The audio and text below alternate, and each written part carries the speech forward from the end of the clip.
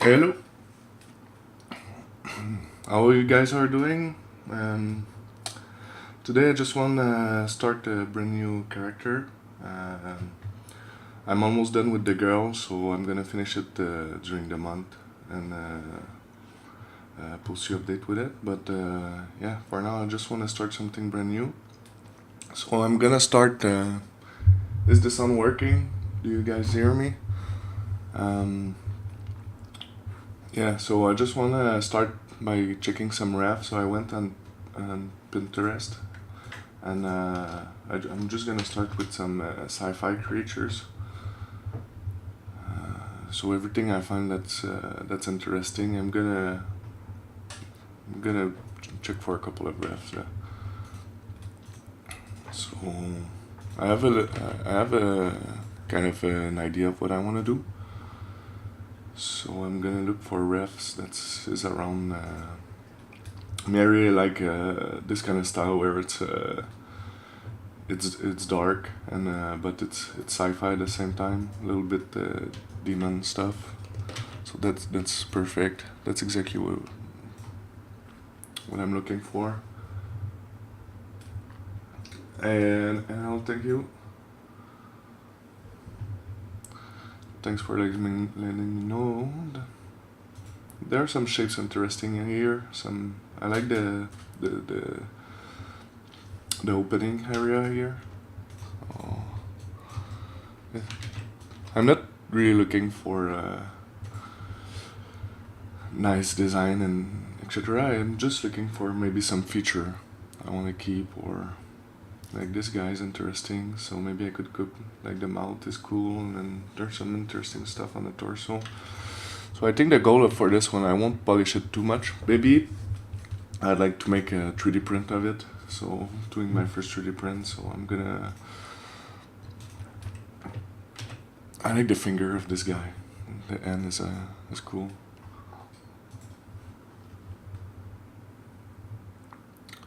If you don't know, that's Pinterest, and that little software here is pure ref. So you can just copy paste images from internet and rearrange them. It's very useful. You can put like some section and stuff. So, and it's always on top. So that's interesting. If you have some idea, some picture, well, oh yeah, this. If you have some idea, some picture you want to include, that would be cool. Maybe the kind of Medusa airs is nice, but won't print well. It was gonna be hard. Yeah, I like this style. So I think I'm gonna put the humanoid together and the creatures together. Maybe the stylized one. So like this. I think it's control. If you hit Control P, it's organized them as best as possible. Hey, maybe Marlboro. How is it going?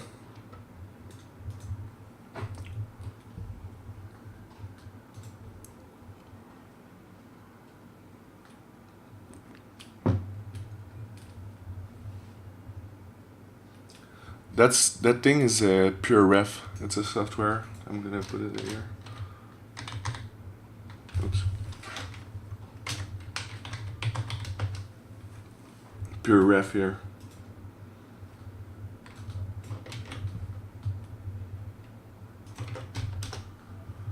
That's awesome, by the way. Very useful. Oops. Almost close the stream. Okay. Of course, Alien. Gonna put. Don't want to go too much into Alien, but it's always good to have some design areas.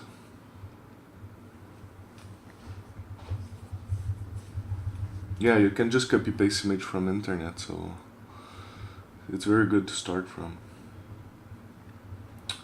That's cool. Some spike and stuff. The arms is awesome. Yeah, I might use this for the arm. It's good to have some concept ideas like this, but it's easy to fall in and copy paste some stuff from there. So I'm gonna try as much as possible to get reference from nature and real world stuff, because I don't want to copy stuff. I want to create my own.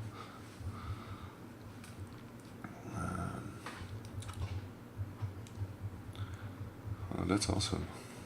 I love the color for this one. That's maybe more humanoid.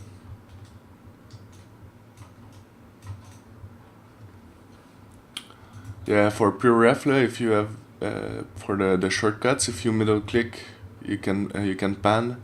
If you Control Alt click, you can resize images. Mouse wheel, you can zoom in, zoom out.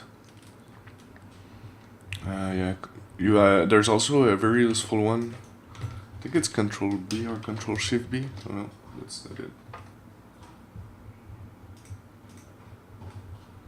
Where does it just go?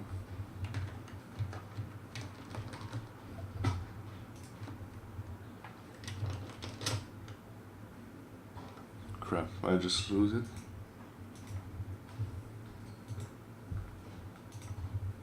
Okay, now it's there.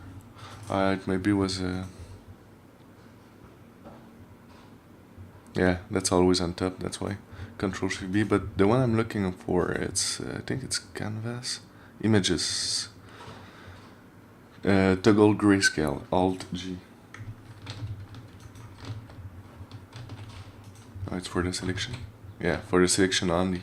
And there's one that is global, maybe in mode. Images. Anyway.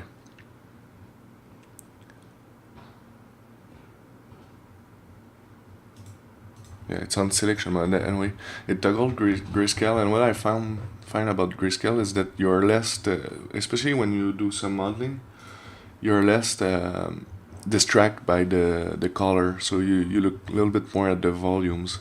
So in one click, you can just grayscale all your images. So that I find it handy. How many? Depend of the project. Usually I don't go that much far, but I think the more the best, because when I'm looking at reference, I'm not looking at the whole picture. I'm looking at some features. Like let's say I find this torso here. It's very interesting. So I'm gonna look only at this torso or some feature of the face. Very nice too. And I find maybe the silhouette of this guy is nice. So. And then if I look at this one, there's some stuff I can look at. Ears, like the openings areas, the little eyes with the big eyes. It's interesting. This one too. This one was for the ends. I find the ends are nice. Like a mix of those two. It could be interesting. So yeah, it's when I think I'm happy with the refs, I kind of stop. That's cool. Kind of Mass Effect stuff.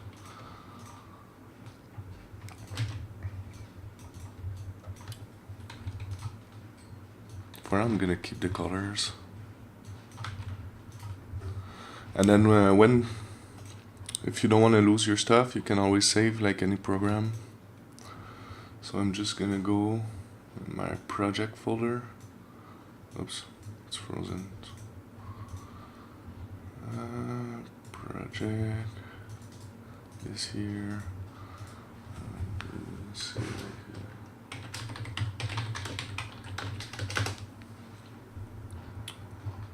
Create a folder.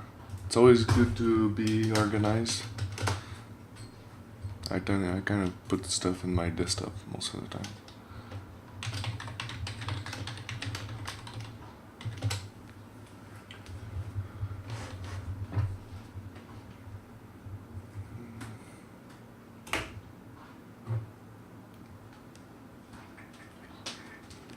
Salut. Salut. Viens chercher mes lunettes.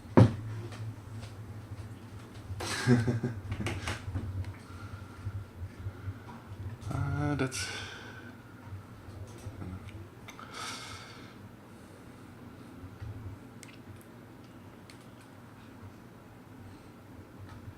So yeah, you can scroll infinitely. Yeah. That's cool. I like maybe the legs. I'm gonna try not to go too much sci-fi. I really want like a mix. Like this guy is exactly what I'm looking for.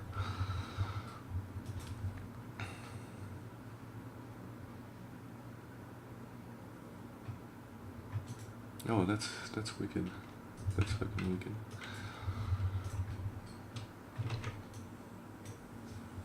It's like a mix of organics and hard surface, but very blended together.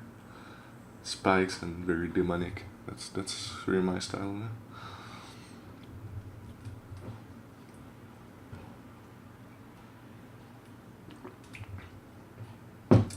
Hey, thanks, Marlboro. I render with usually Keyshot.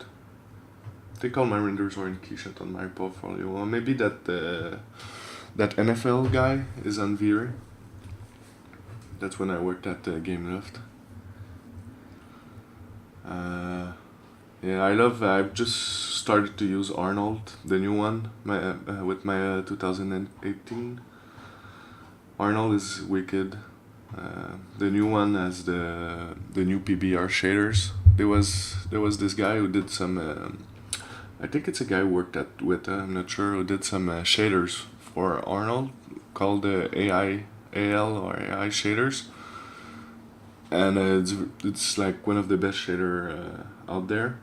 And they're so good that V-Ray implemented them recently. The guy from Chaos Group implemented in V-Ray. And now Arnold has them by default in the brand new version, and they're wicked. The subsurface is really good. The air shader also. So yeah, I might turn to this. It's just that I love Keyshot with the bridge. It's like very fast. It's good. I know this one. I know the guy who did this, I think.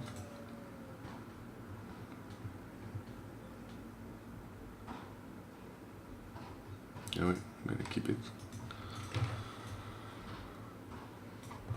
Some cloth parts. It's interesting. That's cool. I find with PureRef it's kind of a fun process to do. It's not like, say, at the time I was doing it Photoshop and you had to do the canvas and everything. That's Cedric Soul. I love the style of this guy. Yeah. It's a bit.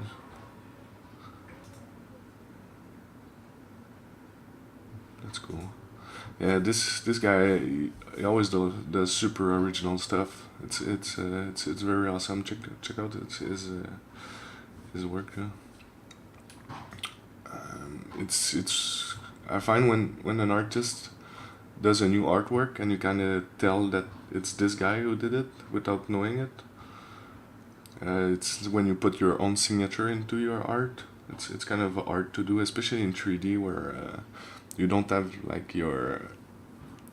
See, when you do some sculpture, you left some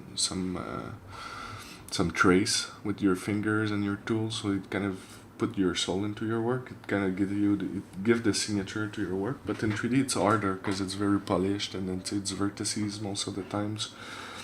Or in ZBrush you kind of polish it to the maximum and put some alphas at the end. So it's kind of hard to put your own signature into your work, and I find this guy is really doing it.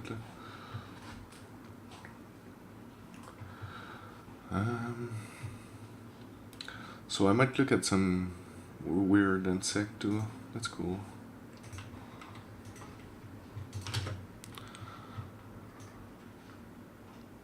Some reptile stuff.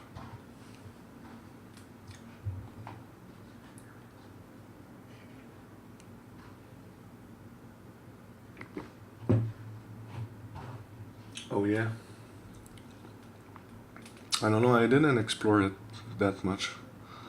Arnold. Yeah, but it's. What do you use it for, with Maya? I don't know. Okay. I think I'm gonna be able to start soon.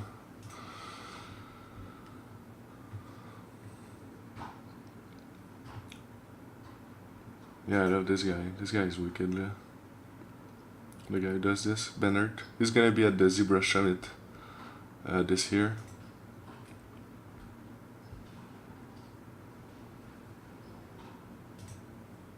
It's very detailed. It always does like super crazy detail work. So yeah, go and check this out. For those who don't know the ZBrush Summit, just gonna give it a little. The ZBrush Summit's gonna be this October. There's gonna be a lot of super good stuff. You can go and see the presenters. There's gonna be 3 days of presentation of world-renowned artists like Aaron Sims. It's one of my biggest influence in 3D. There's gonna be this guy I was talking about. I just showed the image. It's very awesome. Yeah, a lot of awesome people there. Saturday too. Skivang work on the beta testing stuff and is a hardcore art surface, very talented artist. And our team too is gonna be presenting there on Sunday. Here, there's gonna be oh,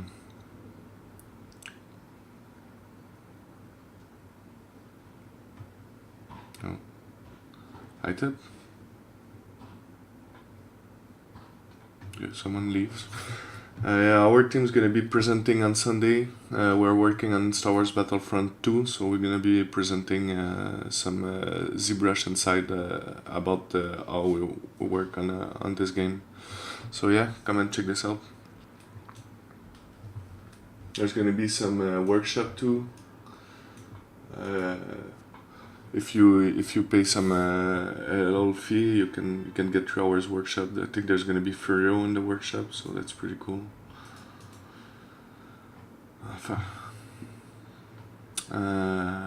That's cool. It's good also, like, not to get only concept from other concept artists, but to get say like designs. So if you can look at some design shapes. I'm sure there's some sculpture you can find that has some really nice designs.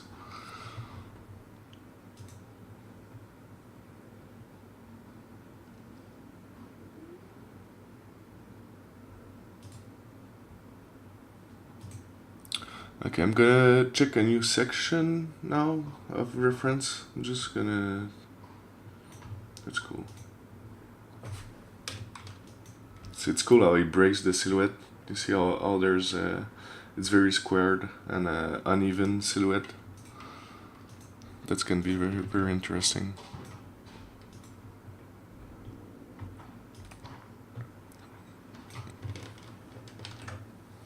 Hey, Dark and Grim. How's it going?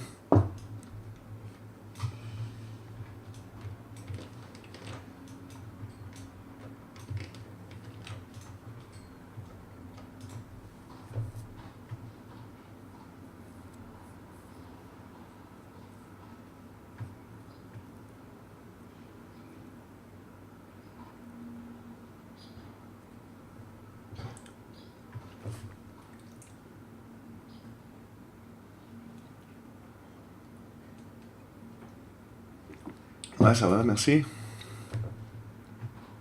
I think I'm out of coffee, so I might just get a little sip. So yeah, I'm searching some reference. Oops.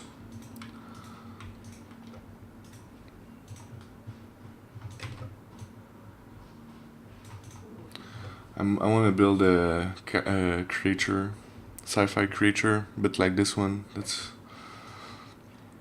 I can look for more like demon stuff, like demon creatures.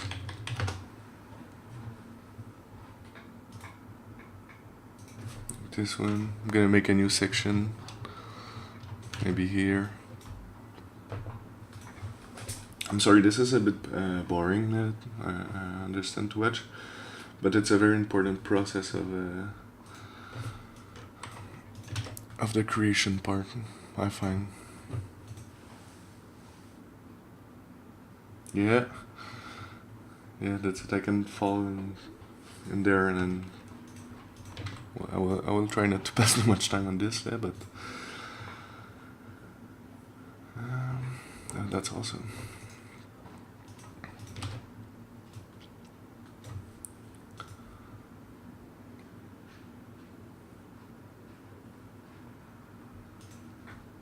They're so good, so much good ideas out there.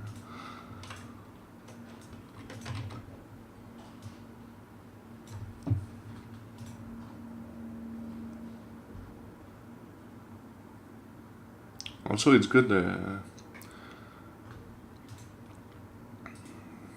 It's because this one I wanna push this image, and I wanna find ideas and stuff. But it's always it's fun also to just start from scratch. That's what I did with the girl. Like, don't take any ref and just start, and then that's gonna really build your own style.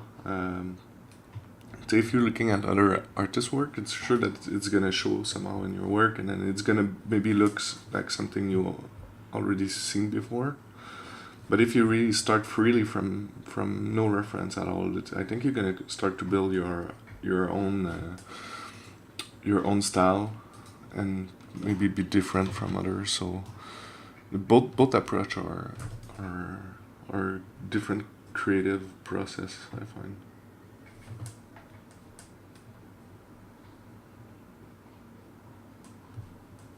Also, man.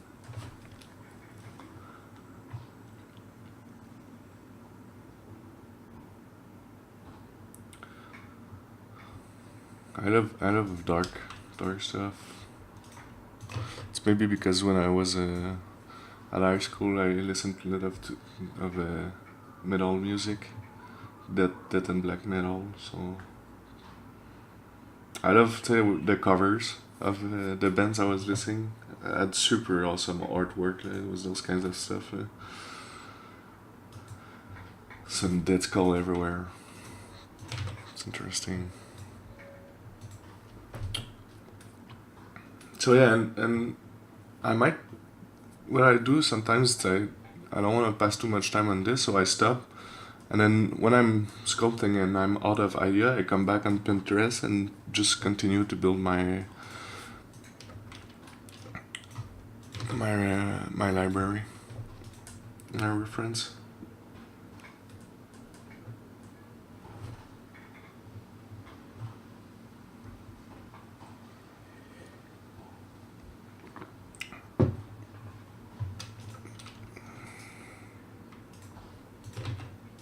That can be cool also to do some layers of stuff over with some filaments like this. That could be very interesting.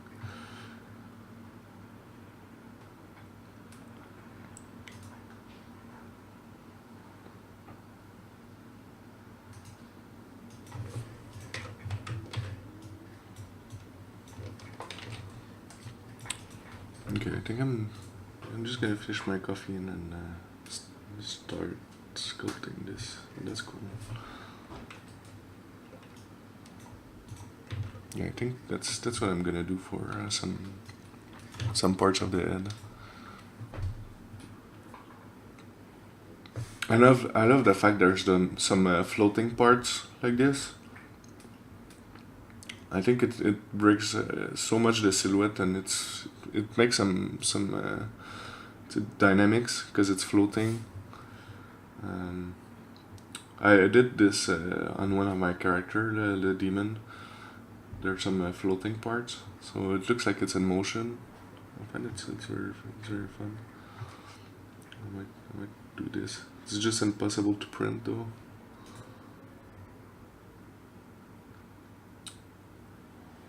That's cool. I could do like a 6-arm stuff. That would be nice. I'm gonna put it here.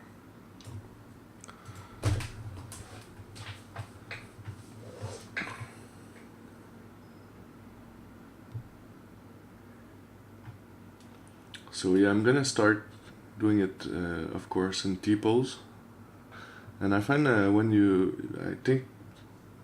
I think when you do a creature, it's very important, or it adds so much when you do it asymmetrically. So what I do is that I start with symmetry, and then at what point I break everything. So on one side, if one side is different, the other is adding so much detail. It looks like the character is twice as detailed than if it's in symmetry. It's like, and it breaks the CGness of the art at the end too. Like a pose, it's a good, when you pose it, it breaks the symmetry, so that's a good first step. But if you do it with different details on each side, that's awesome. That's fucking sick.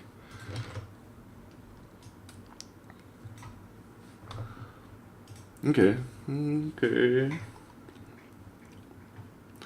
There's one last thing I want to check before I start. This is wicked.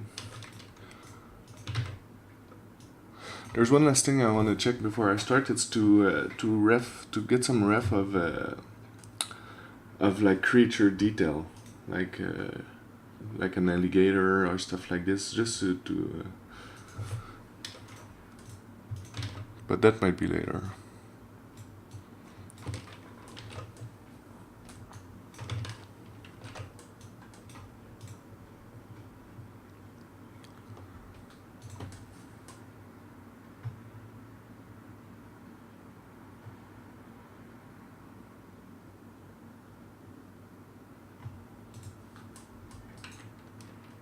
Like this is perfect example, like the surface detailing and everything is a very good ref.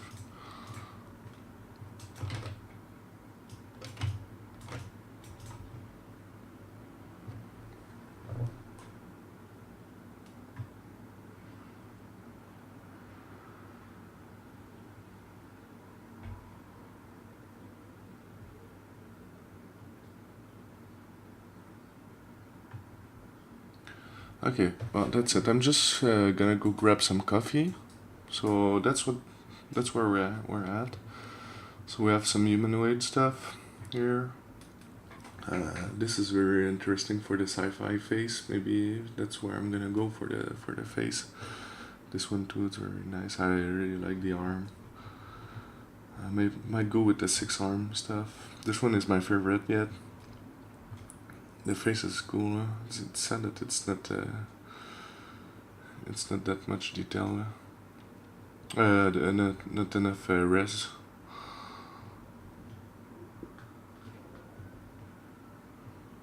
So that's what we have here. Some design more. I think I have another design-ish. This is not really design, but yeah, this one.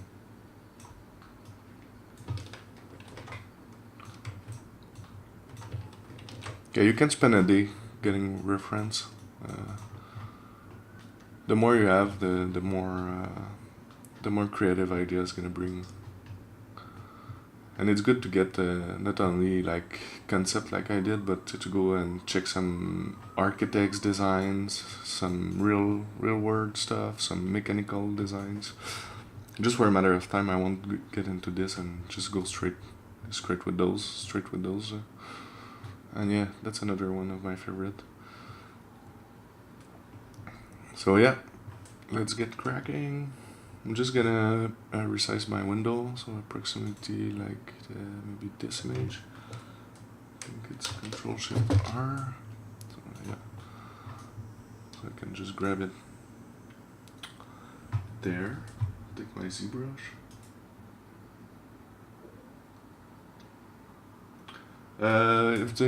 If the creature for a game just for pleasure, it's just strictly for pleasure. It's a personal project.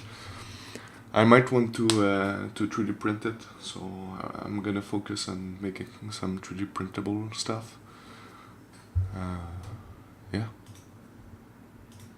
Just I'm finishing the girl on my own. I have some plan with her, so the girl I did on the other streams. I'm gonna crunch it this week or next week. So I'm trying something new.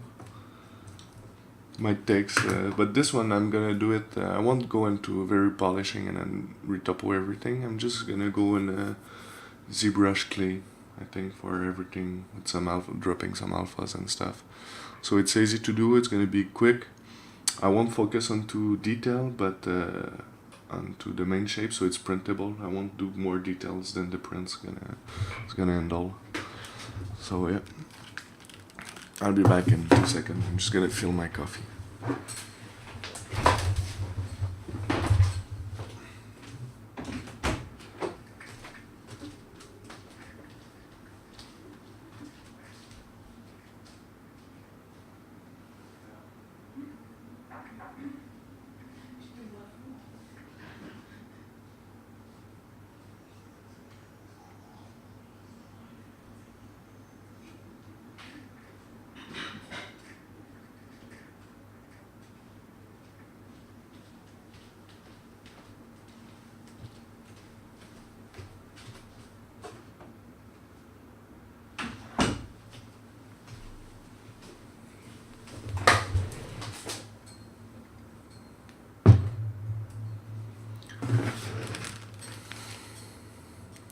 Oh, here we go.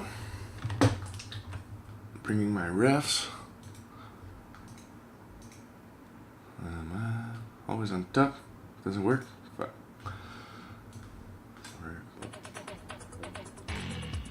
oh. I think someone just follow me on Twitch and oh god. I have some I cannot stop this. Sorry about this. I'm brand new to those OBS stuff, and when someone follows me on Twitch, it does this. Sorry.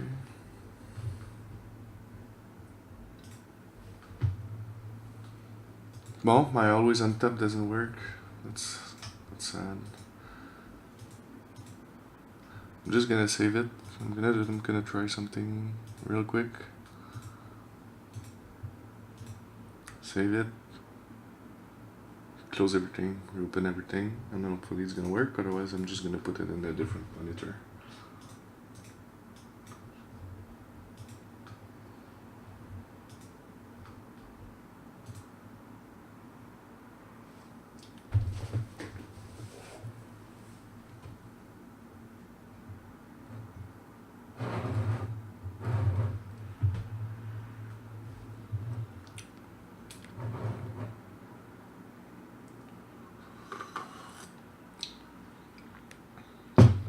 Is it opening? There we go.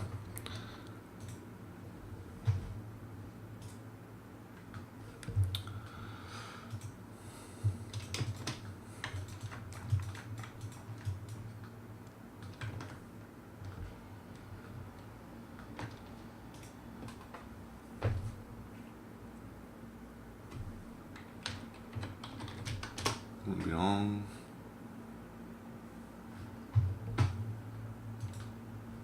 Well, doesn't work.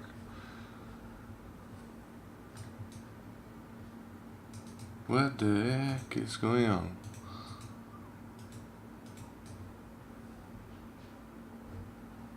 It's weird because it's under every window. I think there's something wrong.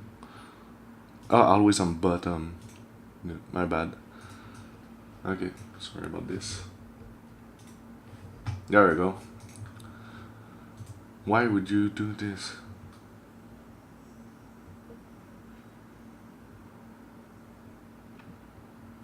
Load recent. Yep, this one. Awesome. So when everything is arranged in PureRef, you can always go in, hit Control R, so it's locking everything, so you don't move the. Say if I don't press Control R, I'm moving the images like this, so it can be annoying. But when you press Control R, it locks everything, so you can just move over images like this. Zoom out, zoom in. So yeah, I'm just gonna start with some silhouettes I like. I'm gonna pick some here, and my favorite dude is here. So that might be what I'm gonna do. Yeah, a dress could be nice. I'm just wondering for the legs.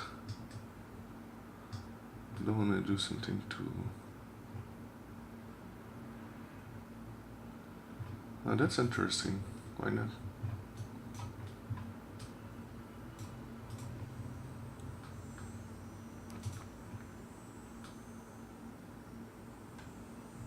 No, maybe not this. I just want to find some legs.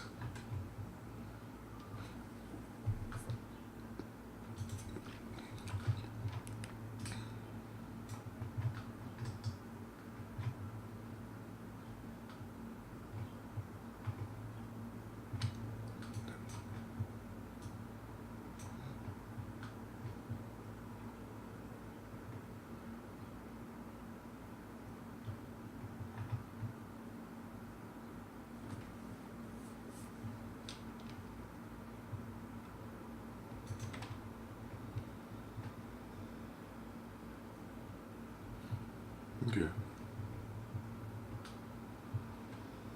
Yeah, something like this. Like maybe an hybrid and a woman and a dude. Maybe a dress is gonna be fine too. I'll check it out. So yeah, let's get cracking. ZSphere.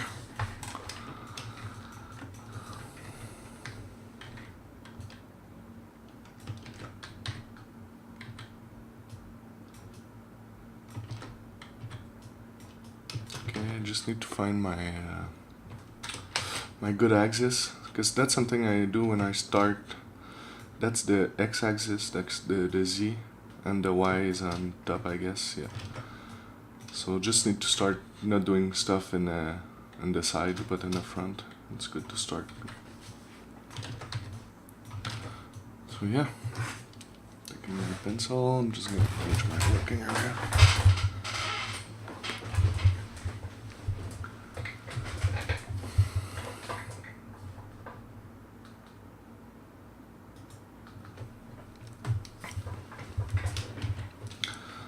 That's gonna be the belly. I'm just gonna start with the center. So yeah, with the Z-sphere, if you go in the center, it won't make two spheres. If you go on the side, it's doing two spheres. If you go in the center, it's gonna do just one. And if you move it, it's gonna move it only on the y-axis. So you can scale it. If you press A, it's showing what's happening.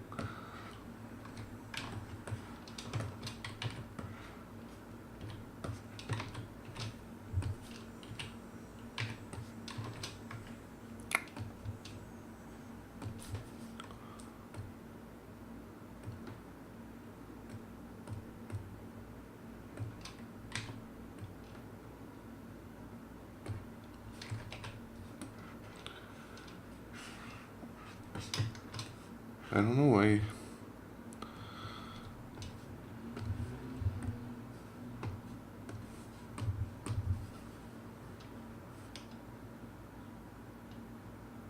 I just deleted the Z-sphere. I'm gonna have to restart ZBrush. Sorry about this.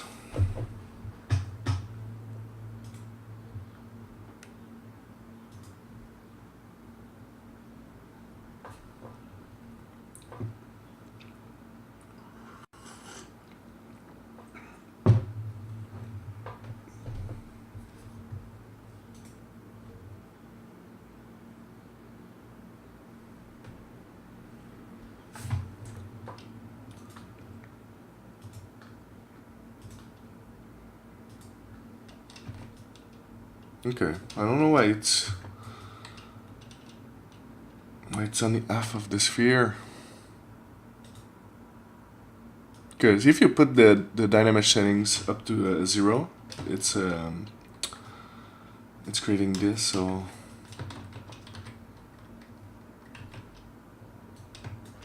just gonna try something. Okay, but you know what? I'm just gonna start with the head and go from the bottom. I don't know why this is like this. Okay, that's gonna work. Well, so yeah, if you put the dynamic resolution up to 0, it's gonna create the topology like this, like pretty clean topology. If you put some dynamic settings, it's just gonna transform that topology directly into dynamic. So I like to start like this just to debug and see what's going on. So yeah, that's gonna be, let's say, the neck.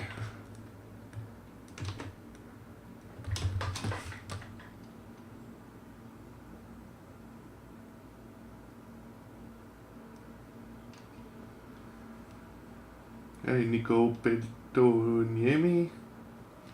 How it's going?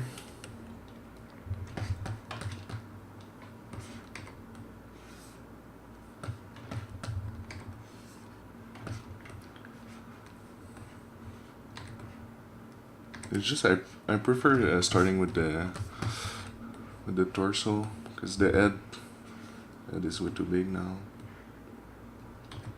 You can just start adding some Z-sphere in between, so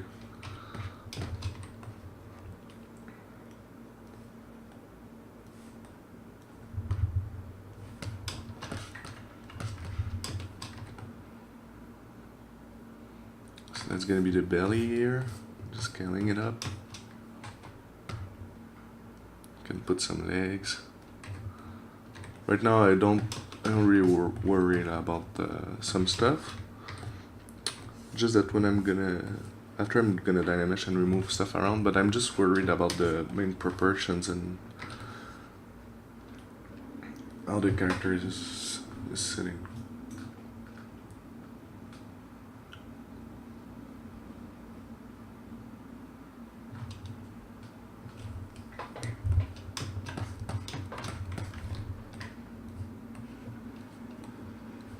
Just be sure that it's not equilibrate, that is not falling into. Say if I put the legs too much forward, it looks like it's gonna fall on the back. Just want to be sure that everything is lined up correctly.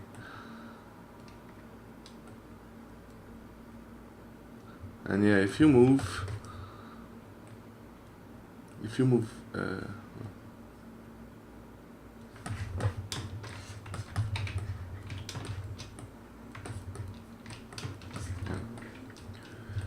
because you can move multiple joints at the same time by clicking on the bone in between.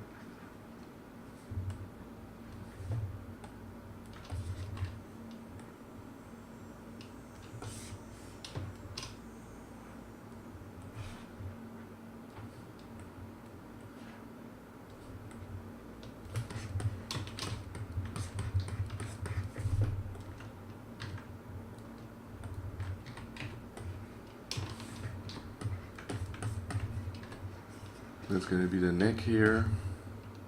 Just gonna draw one in here, so it's gonna be like the shoulder, where the shoulder is gonna start. So that's gonna be this first set of arm. This is the shoulder.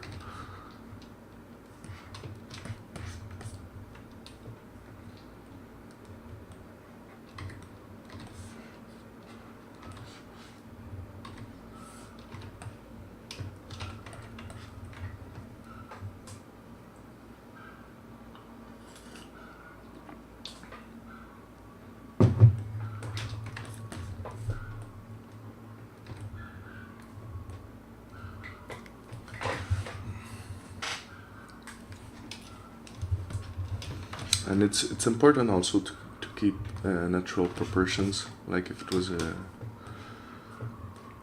like just even if the arms are longer and stuff, just to be sure that they arrives at like kind of the middle of the legs. It's gonna keep things much more interesting if they're kind of related to some nature.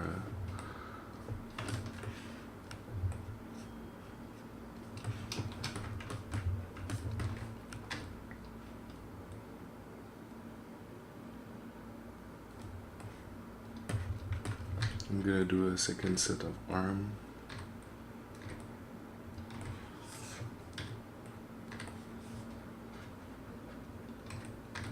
A bit smaller, those one.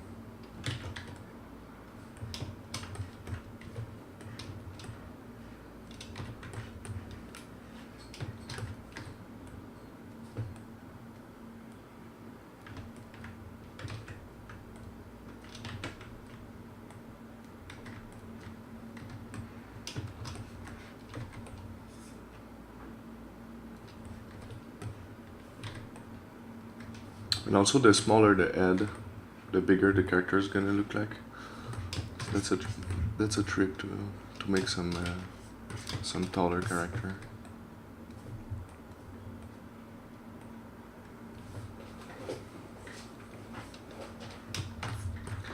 Yeah, ZSpheres, like it's there since almost the first version of ZBrush, and it's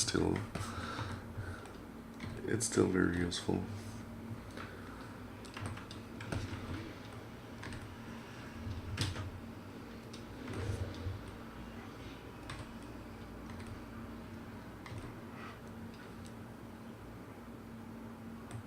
So now I'm looking at those lizard ends.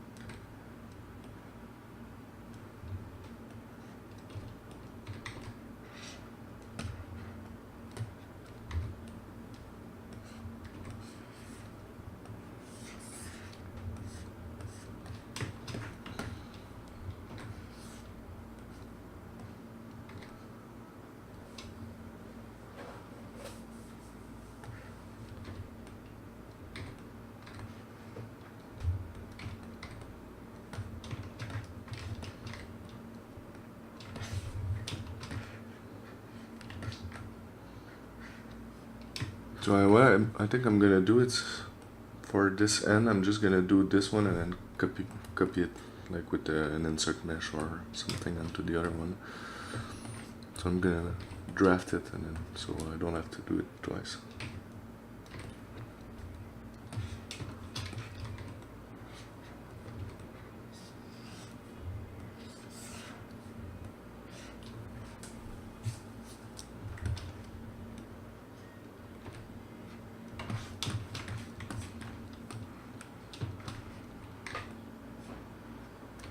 And say, like right now I find the end is a bit small, but I think it's harder in ZSphere to just go and scale the whole end.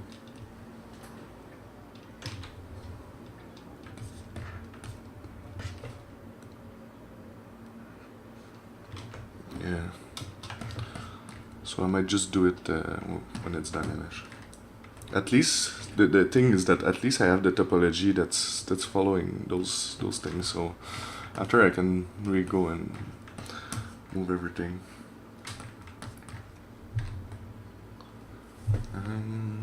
Okay. I think that's gonna be a good startup.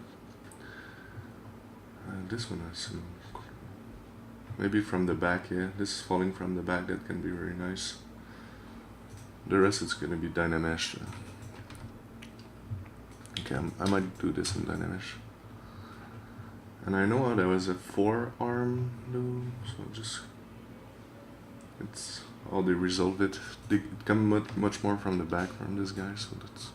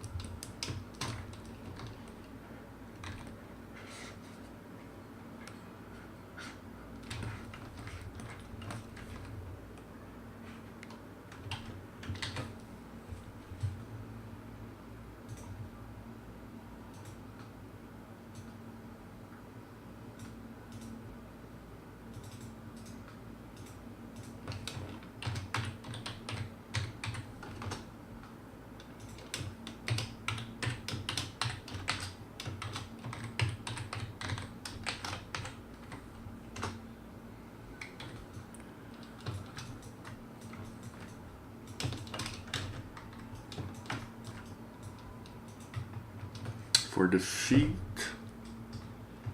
yeah, something like a little bit like a monkey.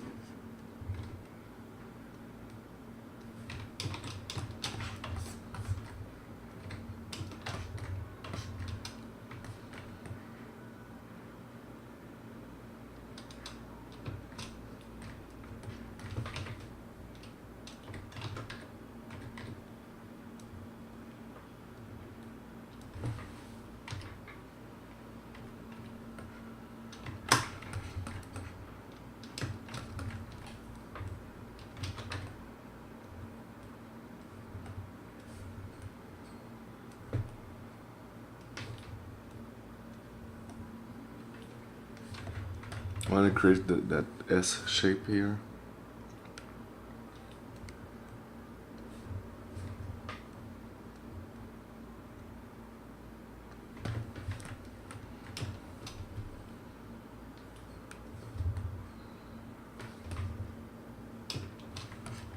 Be sure that I'm gonna be sure that the characters doesn't look like it's gonna fall down.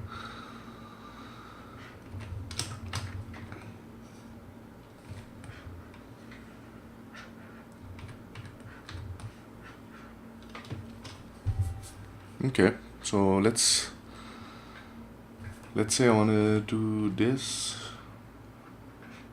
transform this into Dynamesh. I could just do it or do the Dynamesh tricks here. I'm just gonna start like this and start sculpting with some subdivision levels at first, and then I'm gonna transfer it to Dynamesh. I just want to get the proportions.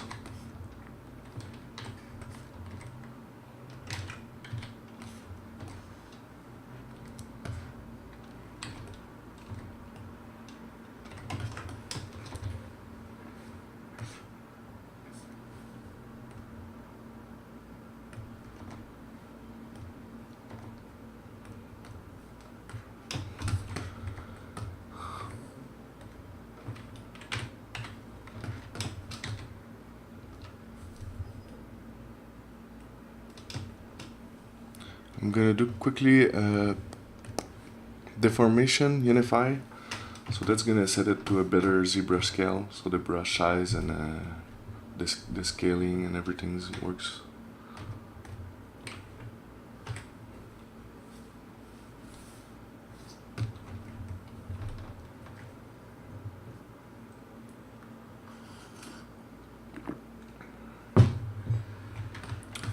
So yeah.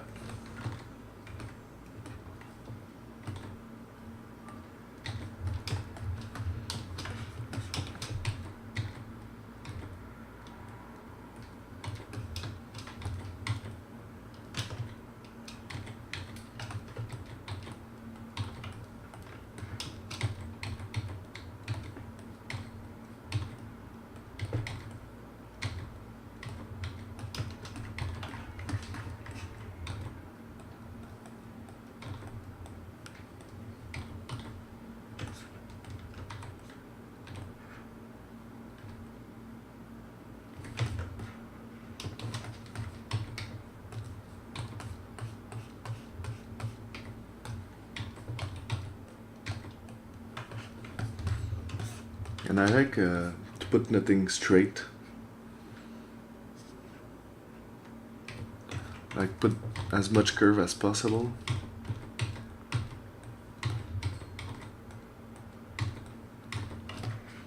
Don't want it to look too dummy, but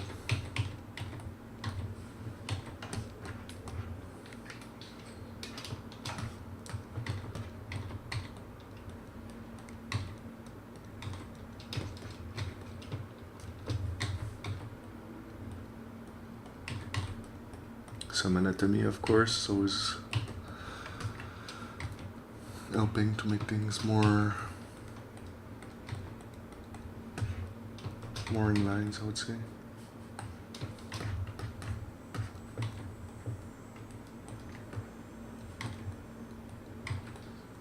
More appealing, more believable.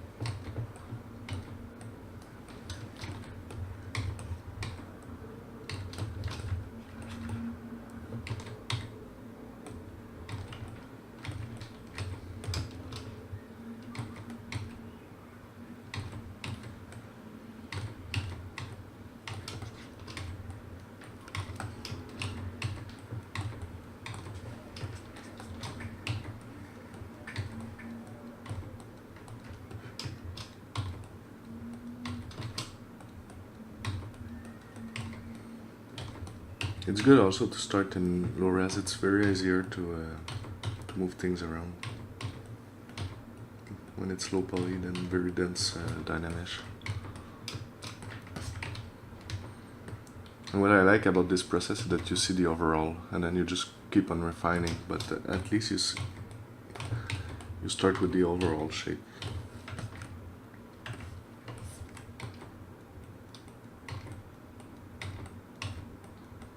It's like starting very low. It's like doing some traditional clay. So you just start by blocking the skeleton, like the wires and stuff, and then after you add big chunks of clay everywhere, and then after you refine everything.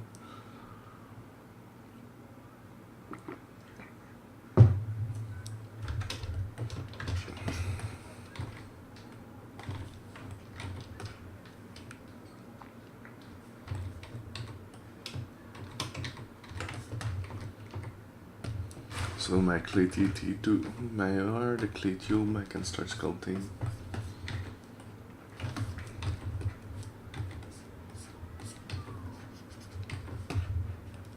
Here the cage.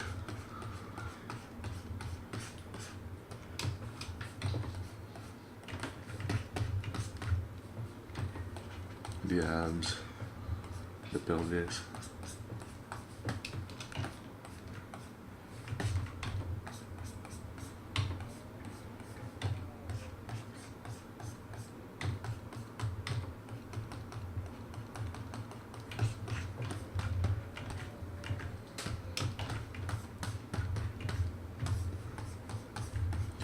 That could be a good point to start.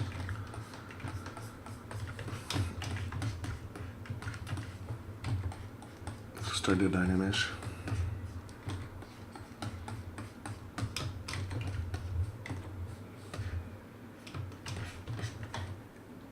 Just gonna lower. Mirror my stuff because I lose symmetry at one point.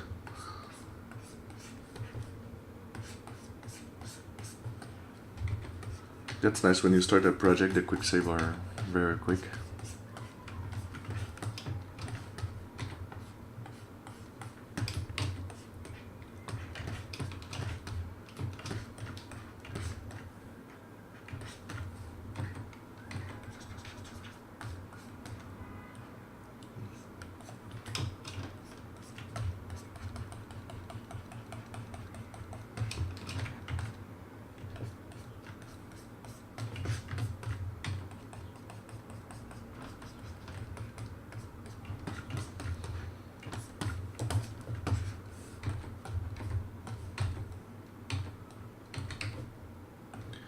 I'm gonna do some tricep real quick.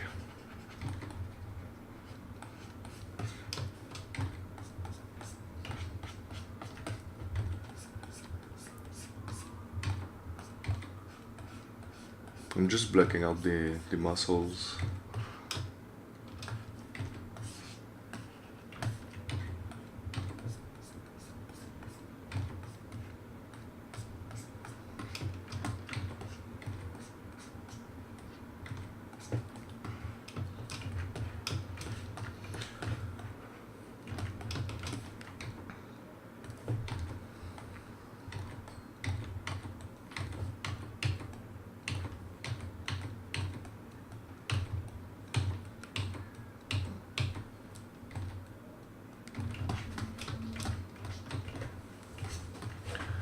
Now I can see that the legs are way too small.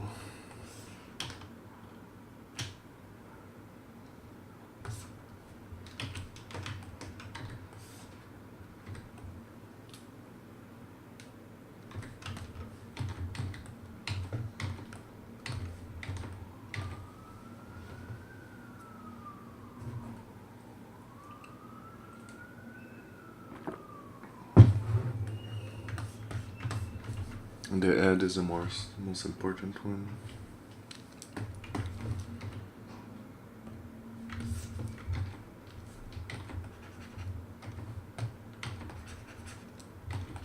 Something like this.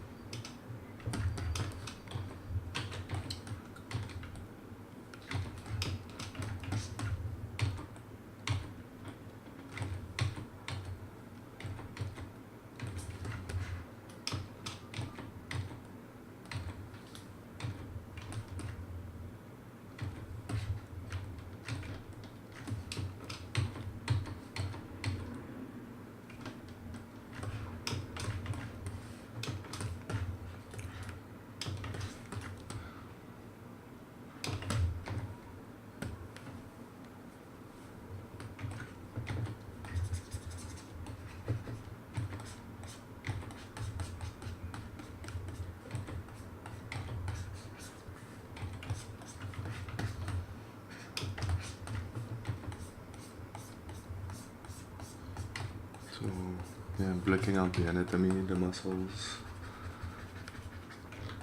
After I can, at least if I start with the good muscle and stuff, I can go and kind of edit them or make them as I want. But it's if I start with a good muscle base.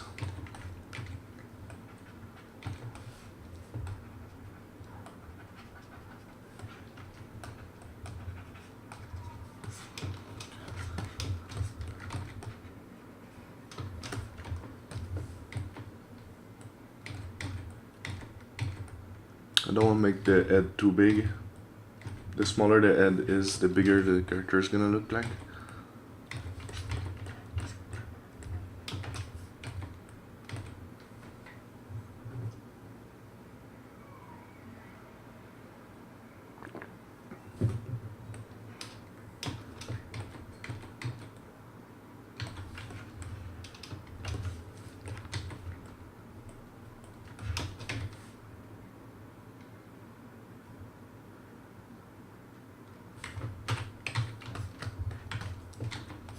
Use the dam standard too, is good.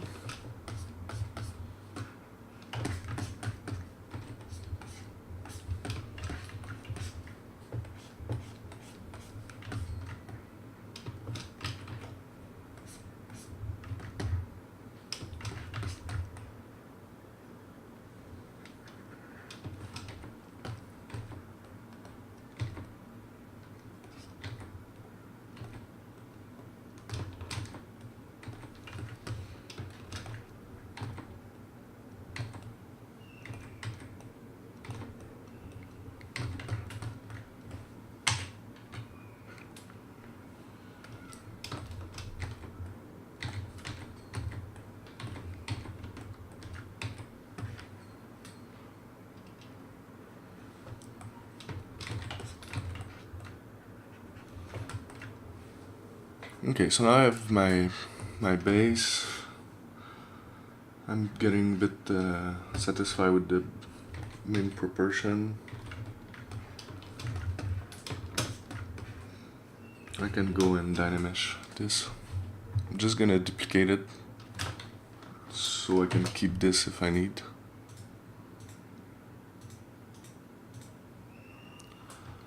So yeah, dynamesh, here it is.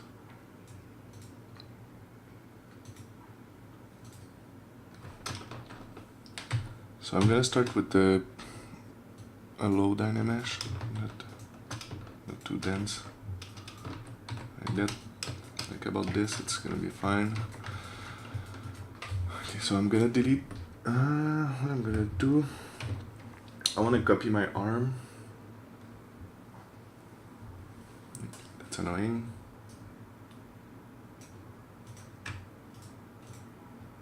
So I'm gonna take the mask lasso, take this arm, oh no, maybe this arm.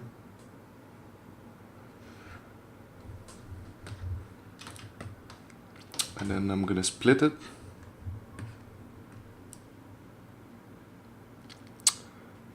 Split and mask. So now it's gone. I dynamesh. I'm gonna take this arm. I'm gonna duplicate Control Shift D my model. So now I have two. I'm gonna go into visibility, hide point. So now I have this. I can delete the hidden because I duplicate the whole model. And I can go and place it approximately to where the other arm is.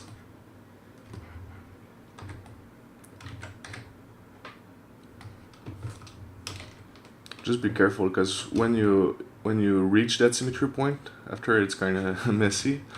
So what I can do to avoid this, I can just delete the symmetry and redo it after.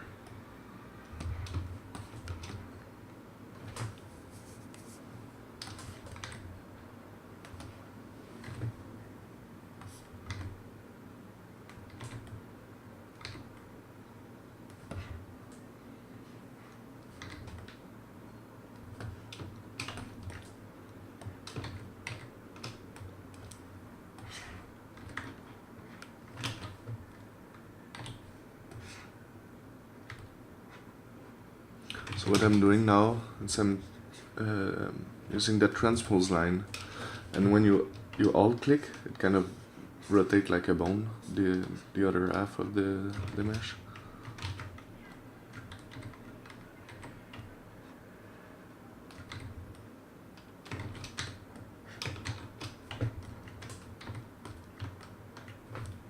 I'm gonna hide this subtool.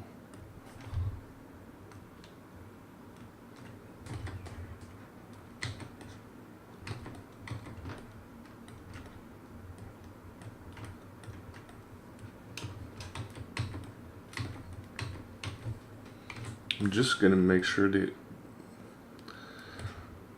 when I look on front, I don't like the fact that they are we don't see a hole in the silhouette. It's like they are overlaying one on top of the other. So what I want to do is to create a hole here to break down the silhouette. It's gonna be more interesting. Something like this.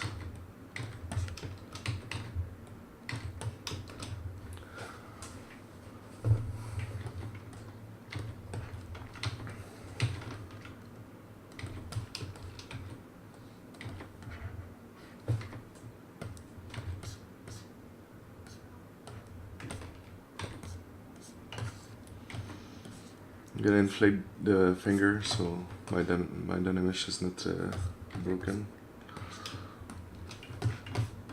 Same here. That's what happens when you have a low res dynamesh. It's normal.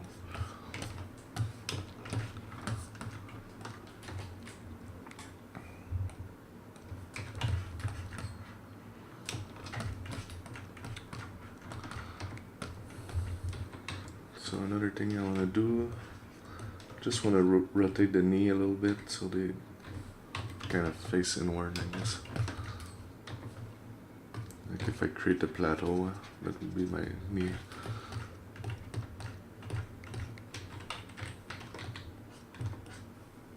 Like the upper bone here. Okay.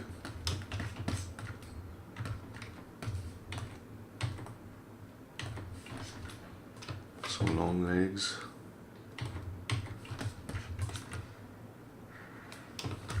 That's starting to take shape.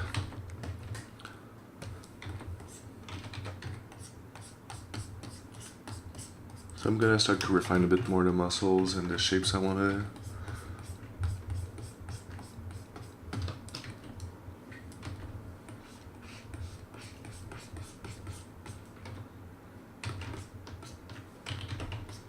And the thing I'm looking at the most is that the silhouette shape, the contour of the creature.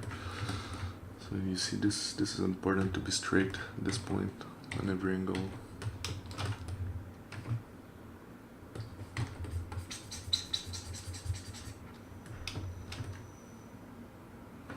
I read this, you're awesome.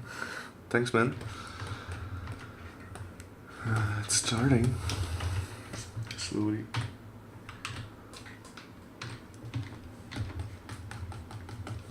So I'm just doing the base shape, so I'm gonna add some sci-fi stuff on top at one point.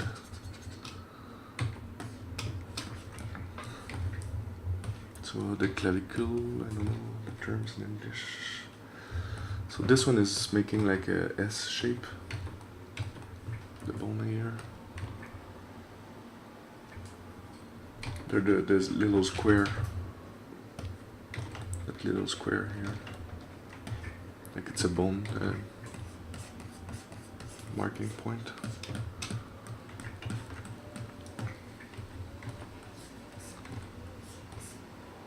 So for the pectoralis, you have, if I just divide it, you have one that's going into the arm like this. You have another one that's going a little bit up, and the lower one is going, it's like it's doing this shape. It's going there, little marking point there. This one is going a little bit more up, and this one is going a little bit more up on that bone inside here.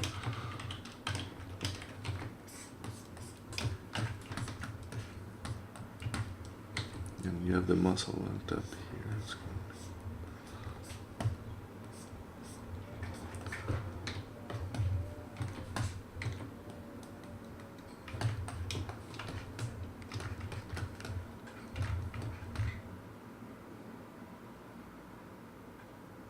Hey man. Yes, but I'm not sculpting the whole thing. I'm just using, like I did before the stream, yeah. That's like a reference point, but I've got a lot of reference. I like, this is my favorite one. It's very awesome. But I have a lot of other stuff too, like reference like I showed. So the goal is to create a sci-fi creature. And I'm gonna mix some designs and use some of my own. But the idea is gonna be mainly this, but I might change some stuff and yeah, mix and match some designs and having fun.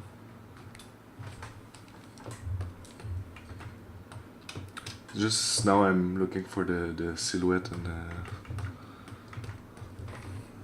the anatomy first.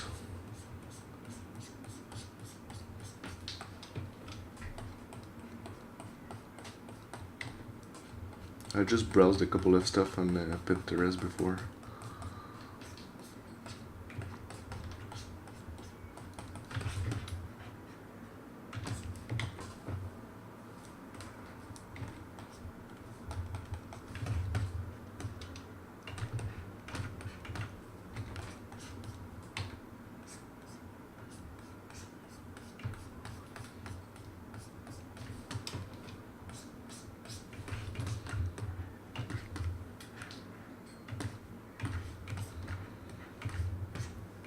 So like that's the naked alien, and eventually I'm gonna put some stuff on him.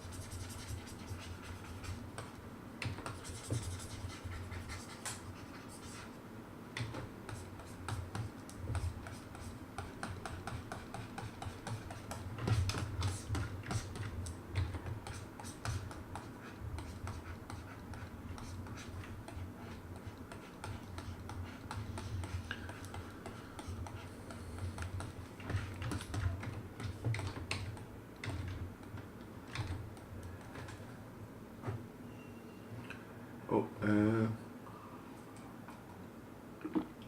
how many time did you spend until now on this character? I start at 1 o'clock. So, but no, I start 30 minutes ago because I did 1 hour of reference. So yeah, 30 minutes basically. So when you're fleshing out the character, do you keep the smoothing strength? How do you keep the fibers in the muscle intact? Do you sculpt with a stronger brush or? Yeah, but what I did, I can show you the steps I did. I started with a Z-sphere like this. So my goal is to start very low, very blocky, so I have the overall shapes that I can block out. And then I start in Dynamesh like this, very low res, and then block out a little bit more the shapes and silhouette.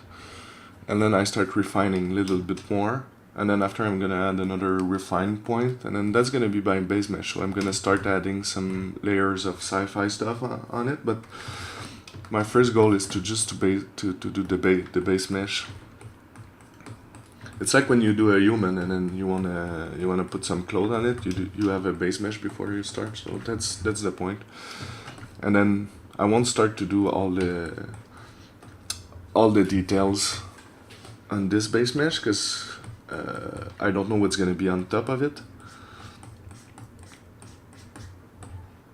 So yeah, I'm just gonna start blocking it and then add some sci-fi stuff on top and then do the detail where we see it. Yes, I'm using a pen tab. It's called a Cintiq. It's a screen with the pencil.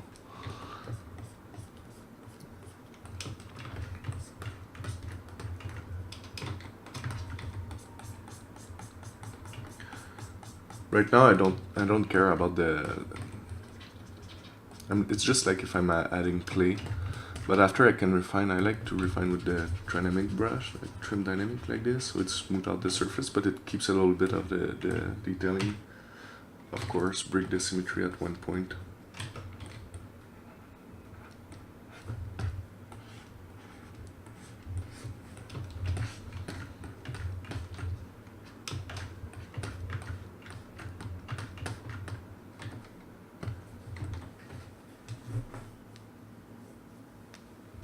That's meant to be this one is not my design. It's some photos I found on internet. I got a lot of them. This one's nice too. I'm kind of mix matching some designs, different stuff.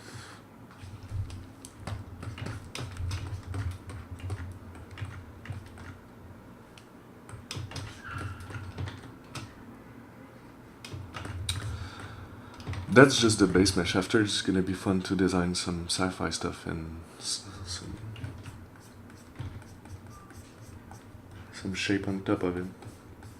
The goal I might want to 3D print it after, so I'm gonna try to focus on making some shape that is 3D printable.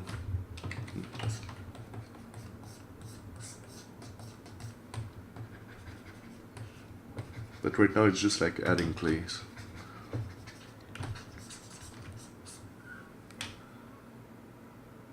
Yeah, I love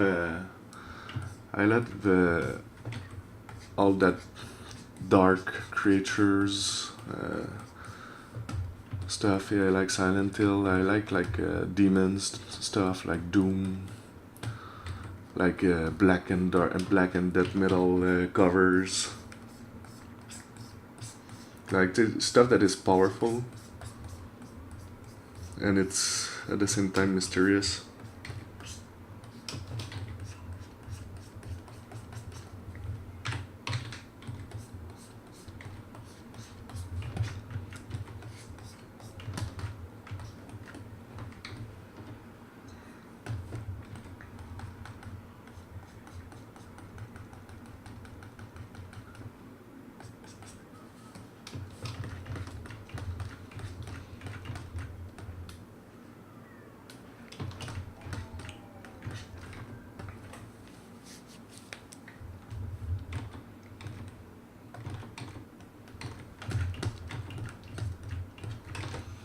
So yeah, second step, I'm gonna call it done. don't like how this is resolving here. So I have the Clay TT, which is a version of the Clay Cube, but it's a bit less intense.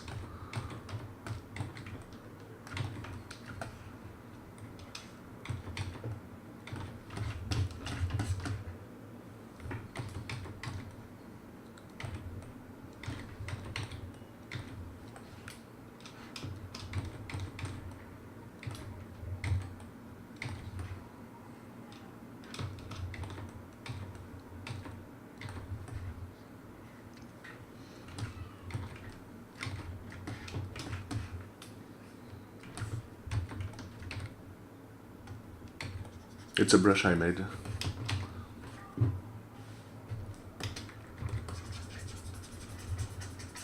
So it's just gonna remove it. It removes a little bit of the. What it does, the Clay Tube, is that it goes in the recessed area first. So it kind of fill the shapes a bit more. So I'm gonna remove it. Fuck. I just gotta follow on my Twitch channel. Thanks for the follow, whoever it is, but I don't know how to.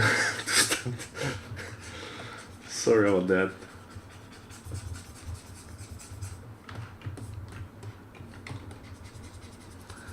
I almost got a heart attack there.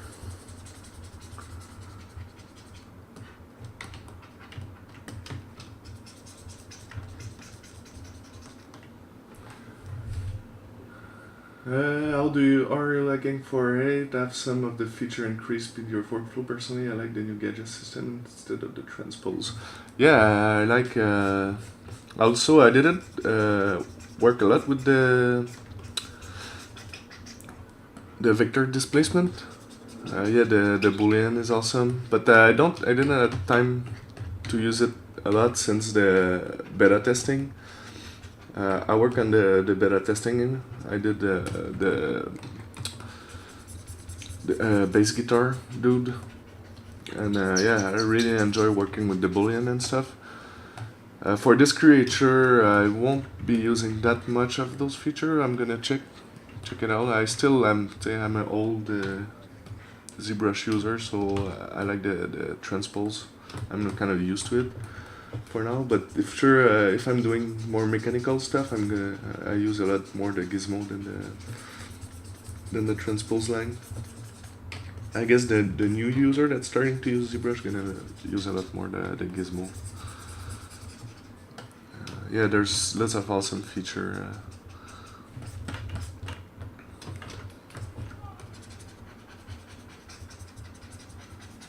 So yeah, I'm just cleaning it a little bit. I'm gonna inflate those. Just gonna remove the lazy mouse. Inflate those fingers a little bit.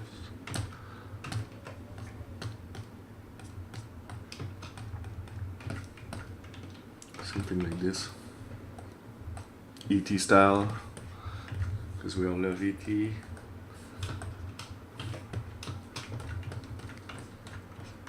Or like that reptile stuff. Like this dude. That's mainly what I'm gonna use for the end. I really like those ends.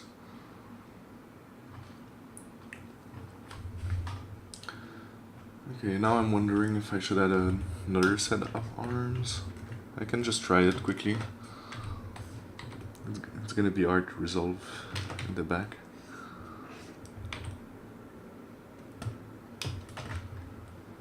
I think it could be cool. Arms are nice because they break the silhouette nicely. They add some more intricate shape in the silhouette.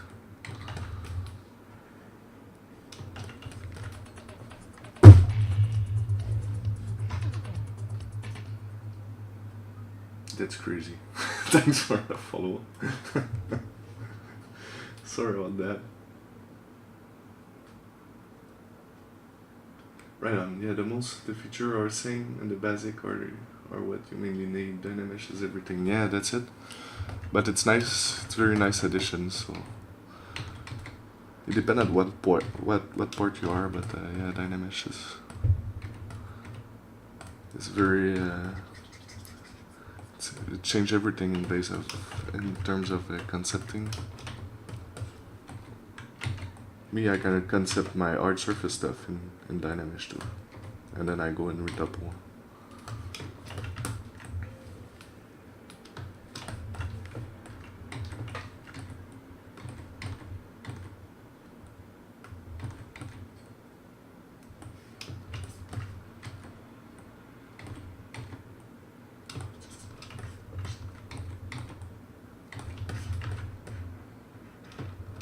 Okay, there's something I don't like about the side shape, so I'm just gonna remove this like this before. I don't like the S shape, so yeah, this guy's nice. So I might do more something like this.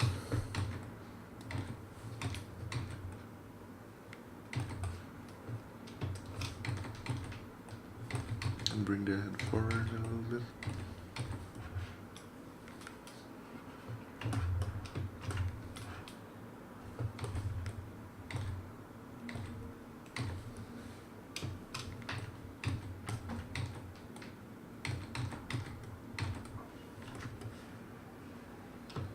So yeah, that's the most important part, because when you start adding detail after, it's hard to come back and change those shapes.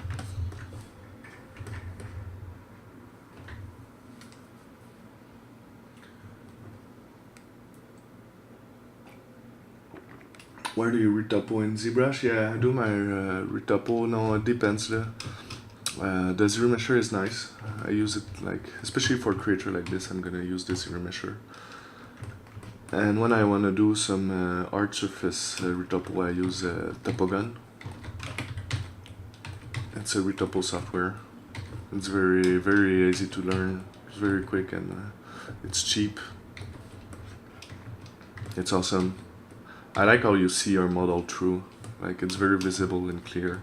I've tried them all. I've tried 3ds Max, Maya, Retopo, and I find Topogon is the one that I like the most. Yeah. Oh yeah, I'm gonna stop this. I'm just gonna lower the sound. That guitar you did is one of my favorite sculpt of all time. Shit, thanks man. I play guitar and I don't really see any musician-based sculpts, so when I saw yours I was amazed. Thanks man, that's awesome. I'm really pleased to hear that. What are you using for showing reference? It's a pure ref.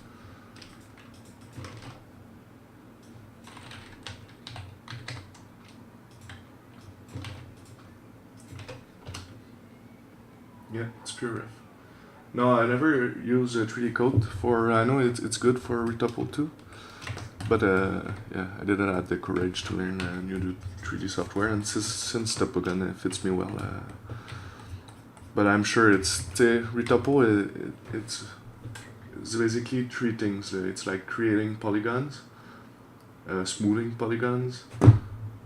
So like when I retopo, I use 3 tools. So whatever it's in all the software they add, if you use Maya or 3D Coat or Max or whatever, I think it's basically the same. It's just a matter of comfort, or you're comfortable with the tools, because you repeat a lot of time the same gesture when you retopo. So if you're comfortable with Topogon, for example, you're gonna be a lot more faster because you repeat always the same gesture. So if sometimes I don't have Topogon at work, it doesn't work or whatever, so I start in Maya, but since I'm not used to it, it's gonna take a lot longer because I'm not used to the gesture, and then I repeat a lot. But I know that if I'm using it for 2 or 3 characters, I'm gonna be as fast as in Topogon. So, but I don't think there's a software that's gonna make it better or not.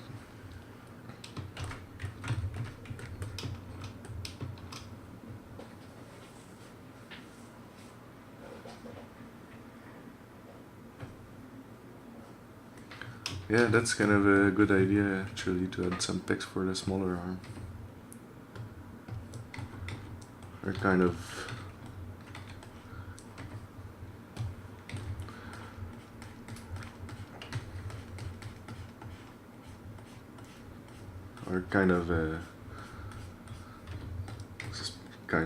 big.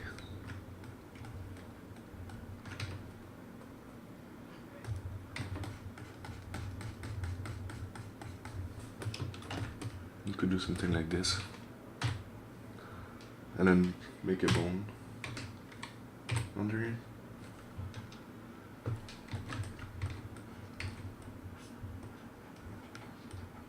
Kind of like this.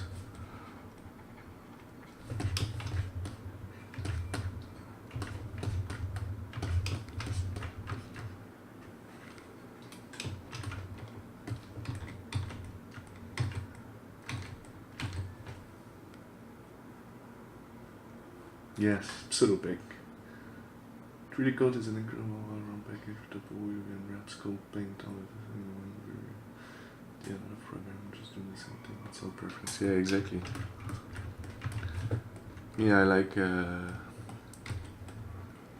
texturing in Mary.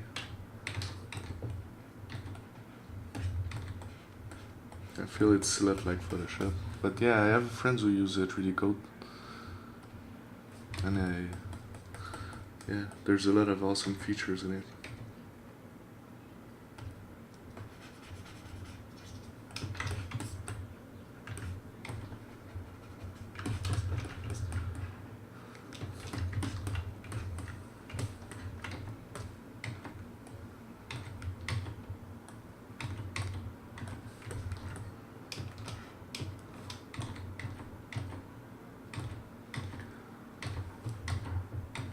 So the more I'm gonna move forward, the more I'm gonna break the silhouette.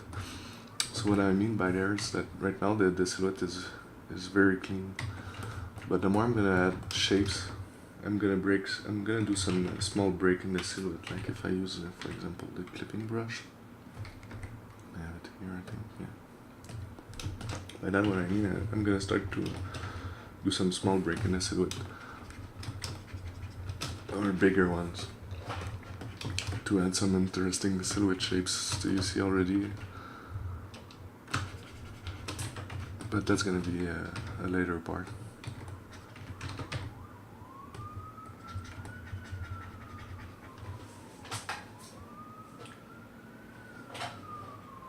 Yeah, I was wondering if I do something like this, or it's kind of feel like uncomfortable to walk with. And not so much around, but at the same time I don't want to do the standard feet. I can make them maybe bigger or break them. It's because everything feels humanoid, and then there's those feet. Whatever.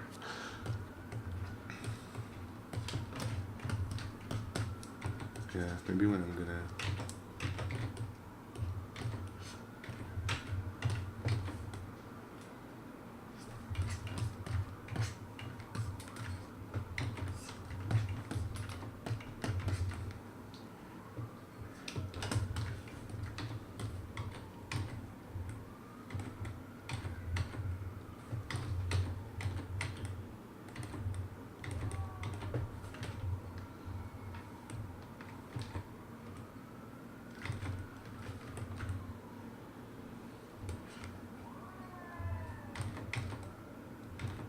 So the thing, it's important that every angle is interesting, not just the front or something. So it's very important to always turn around the model, because it's easy to fall into the painting mode and just paint like one view of the model.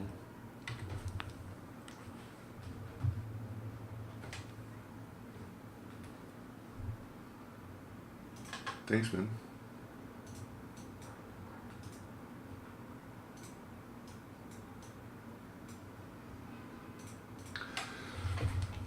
So yeah, I'm gonna call, maybe no. I just want to be sure before I start doing some sci-fi add-ons on top. Just want to be sure I'm happy with the silhouette.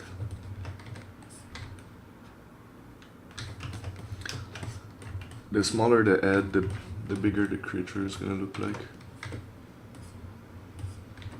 It's same for human. If you make a human with a big head, it's gonna look very small. And if you make a human with the small head, it's gonna look very tall.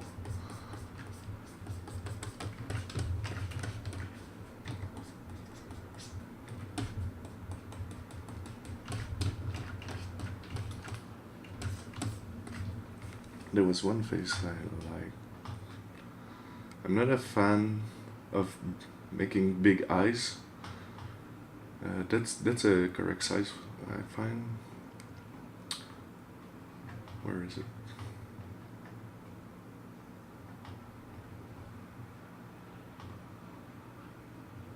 This guy. Yeah, for me it's a bit. I like making smaller eyes because it's the same effect than the head. If you make some small eyes, the creature is gonna look very more big and imposing than if you make big eyes. So let's say I'm just gonna save quickly.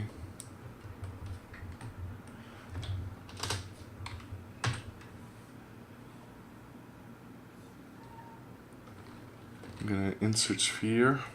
I think it's a new brush now. There's an IMM brush for basic, yeah, that's it.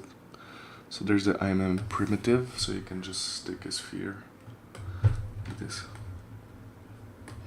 I'm just gonna duplicate it, delete the lower, make one polygroup, and I can start adding eyes.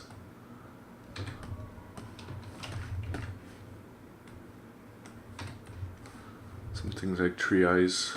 I like to use impair numbers.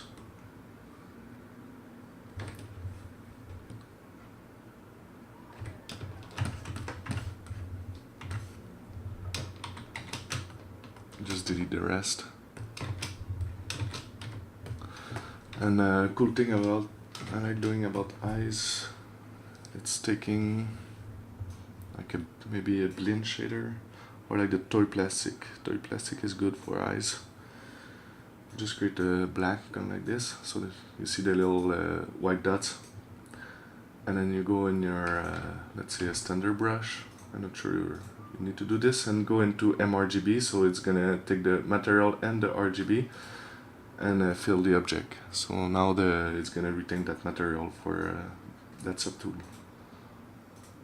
You see when I change material, it doesn't change anymore.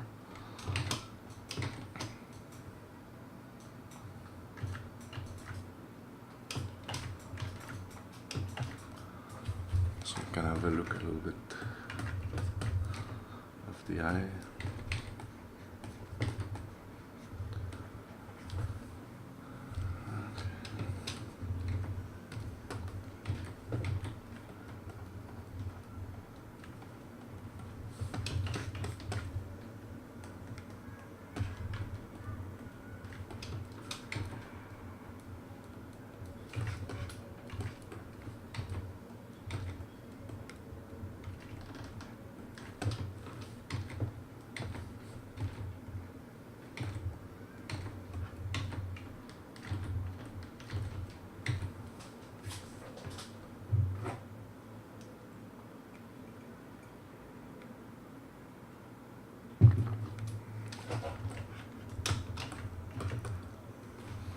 Yeah, like what do you have in mind for the feet? I'm interested in hearing ideas, or say if you find something looking weird or anything, don't hesitate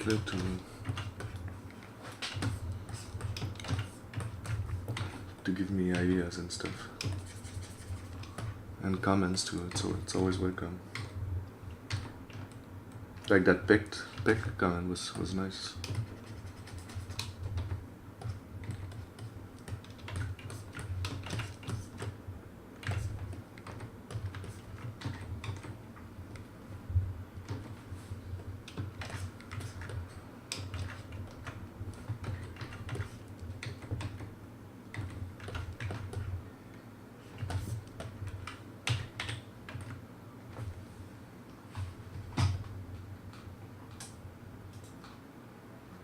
Oh yeah, nice. Copy image. I'm gonna put it in there. Did you draw this or you just found this on the internet? Looks like you draw it. Huh? I think it's very interesting what you did there. Thanks, man. That's awesome. I'm just gonna finish the face. Yeah, I like the claws idea too.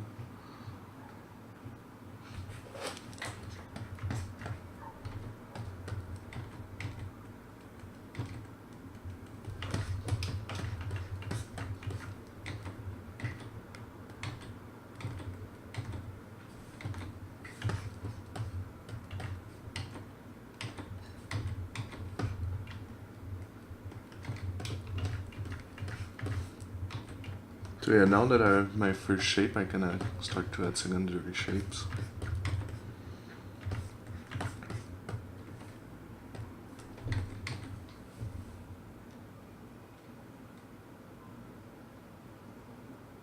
You can follow my own stream and the links that is down on the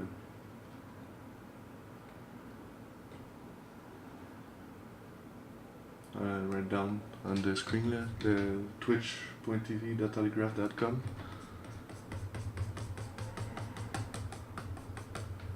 The Pixelogic one is I'm doing it once a month. So next one's gonna be in September.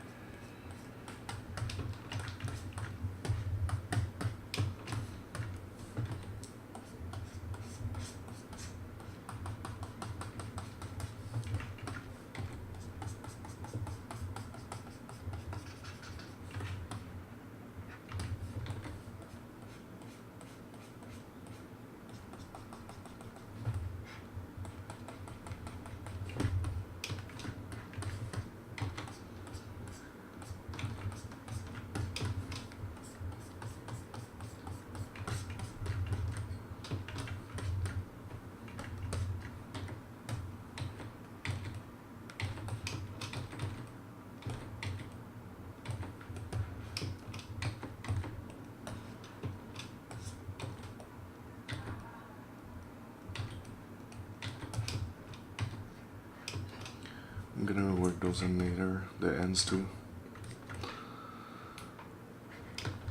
Okay, so now I'm kind of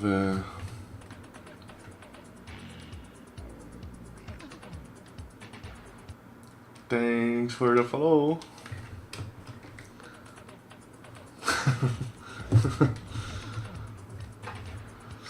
Thanks for the follow.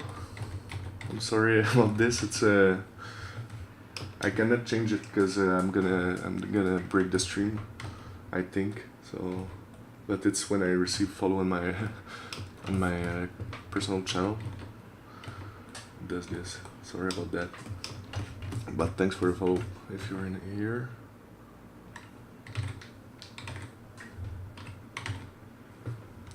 Hey X-Fighter, how it's going? Thanks, man.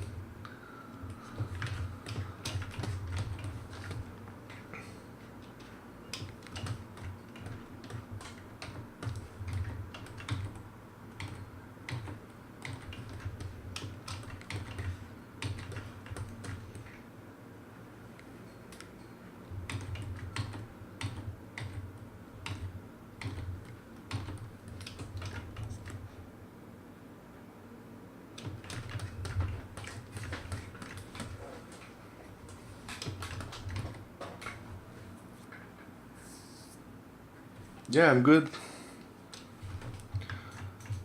I'm starting something new, so I might be working on this for the next couple of stream.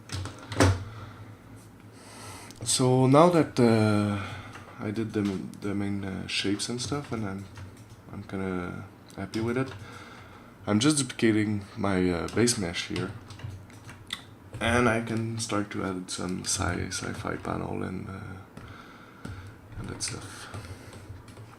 So let's see. I'm gonna look at some stuff just to fill my brain of shapes, like this shape here. So now as you see, I still have the old one underneath, so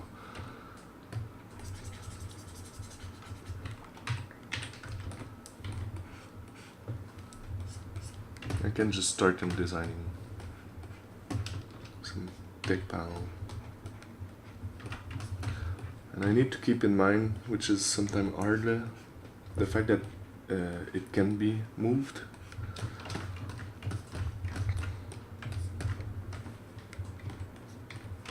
So I need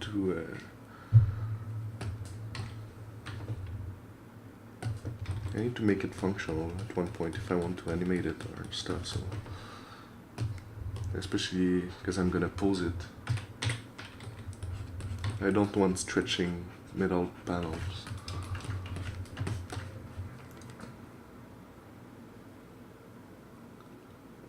Yeah, I'm French. Yep, from Canada, Quebec. The concept, no, I didn't make them. I just looked on Pinterest before. It's to fill my brain with some ideas.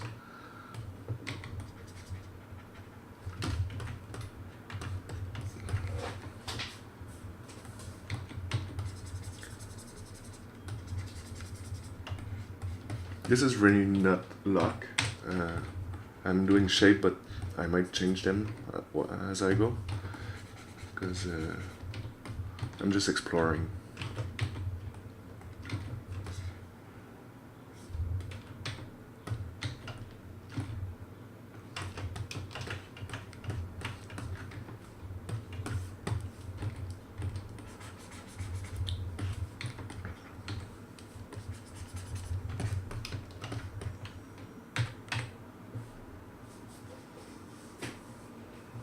Yeah, I'm gonna make them. I don't want to make them too much polish.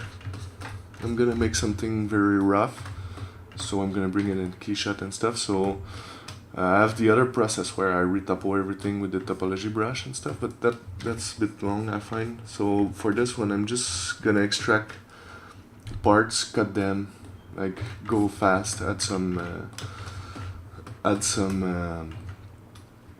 alphas on there very quickly, not for close up.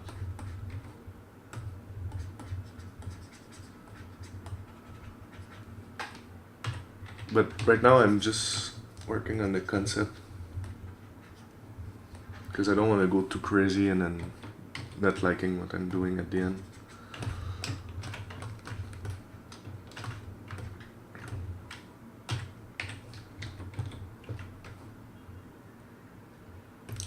Clay buildup is nice. It's like the clay cube, but a lot stronger. So for designing those parts, maybe too strong. Clay tubes, perfect. So I'm gonna do the cage here.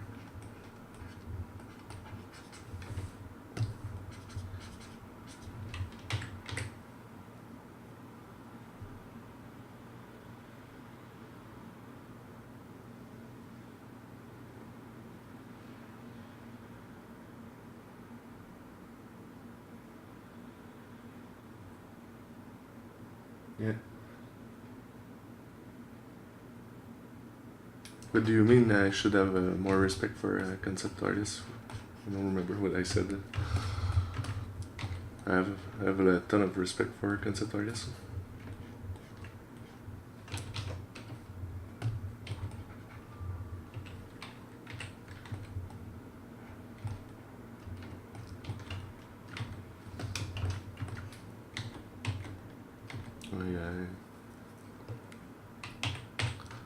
I wish I would be able to do those kind of drawings myself.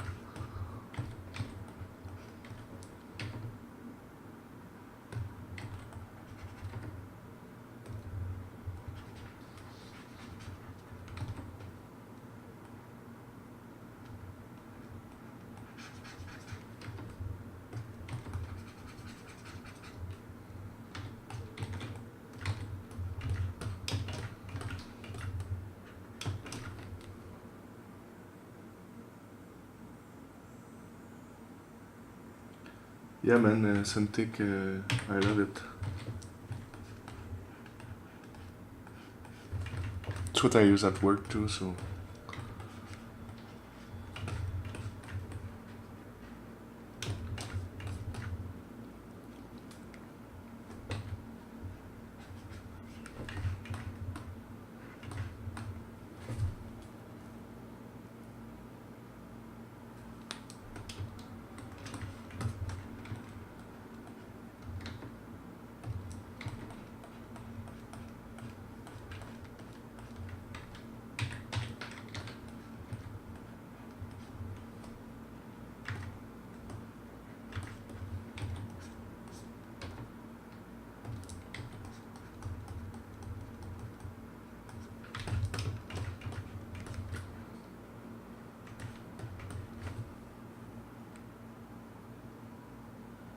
Yes, I work at Electronic Art here in Montreal.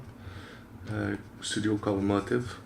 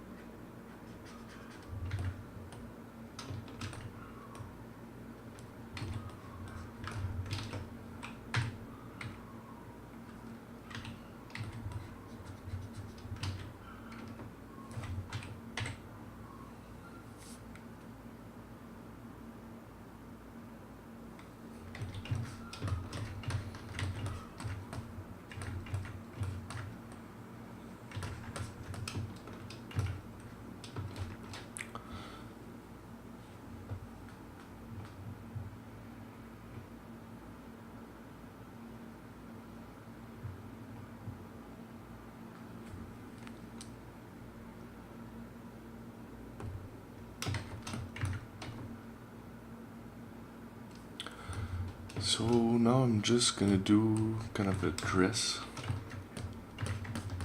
or some clothing part on the bottom. So for this I'm just gonna add a sphere.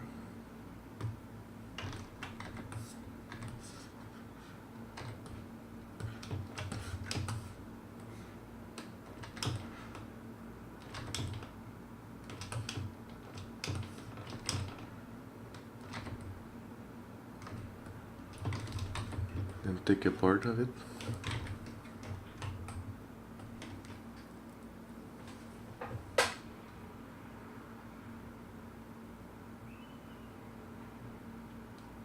I think it would be different if he said those were his ideas. This is how the workflow goes in completing its sprint. Yeah, what did I say? Maybe I can clarify what I mean.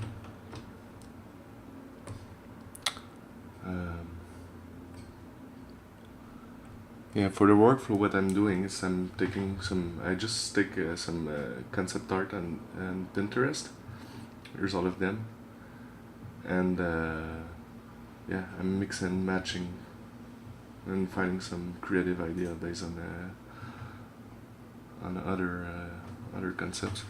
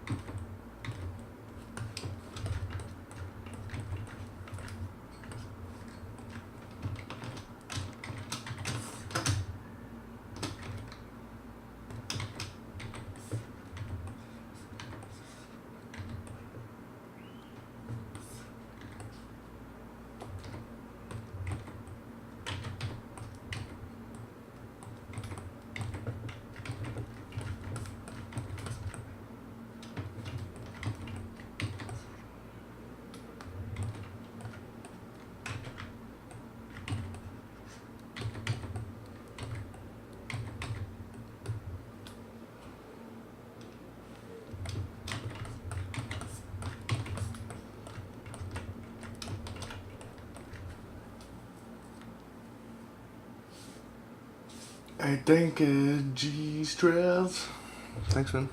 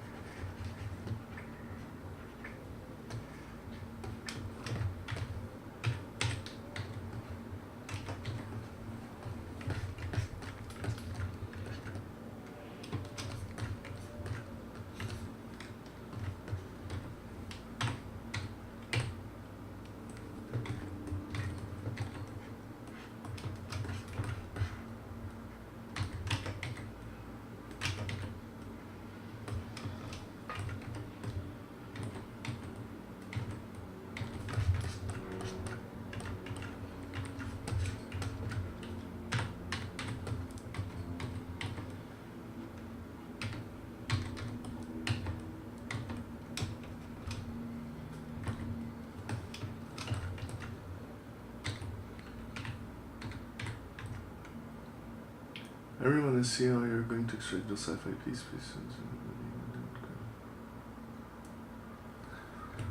Yep, I'll be there maybe next stream, or I don't think I'm gonna have the time today to go to this.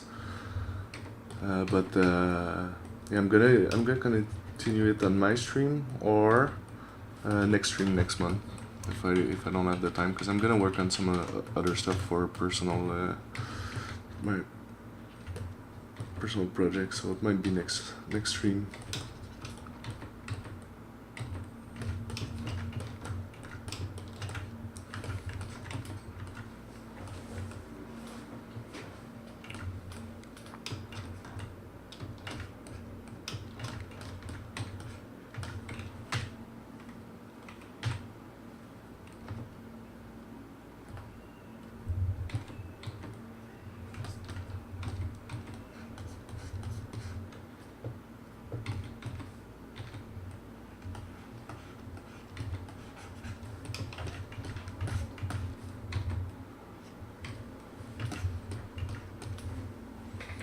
I'm just gonna duplicate this shape. Gonna extract just the torso part.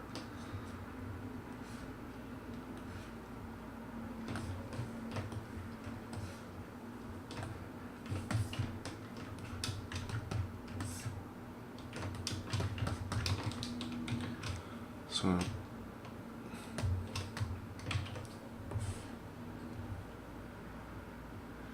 it's in visibility point. There we go. And delete. Then lower. Delete in. So now I can trim dynamic this so it's flat. I can slice it. I'm just gonna hit Control W before I slice it like this. So I just have this square. Delete in.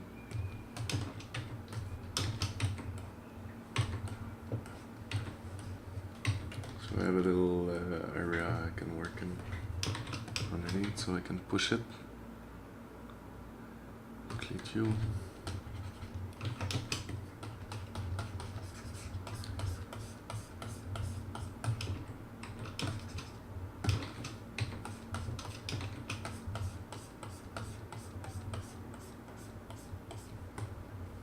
So now I can just go and delete those extra.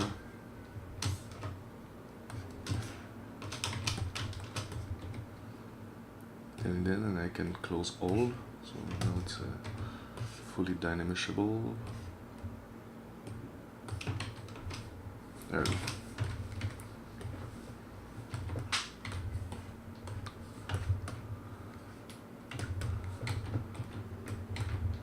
Something like this.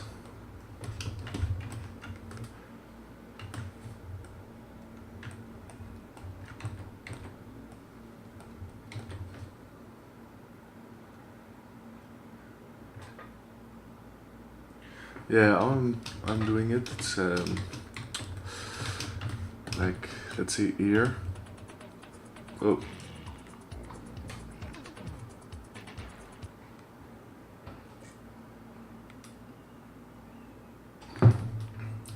Yeah, nice to hear, man. Yeah, I'm taking this piece, and then yeah, I just duplicate it, and then I can delete the subdivision level, and then just slice it like this. And now I have a piece. Let's slice it more, and delete in. Then I can trim dynamic it. Now it's pretty flat. And then zero mesh it. I'm just gonna do before zero mesh. I'm gonna do an auto group and delete in and zero mesh it.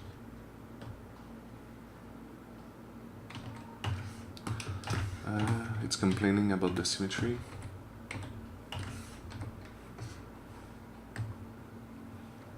There you go, and I can just go lower.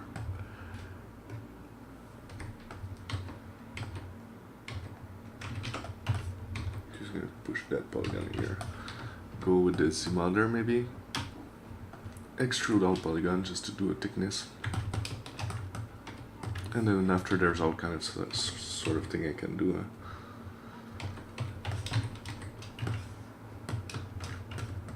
No, I think I just deleted my concept. So I'm just gonna get back.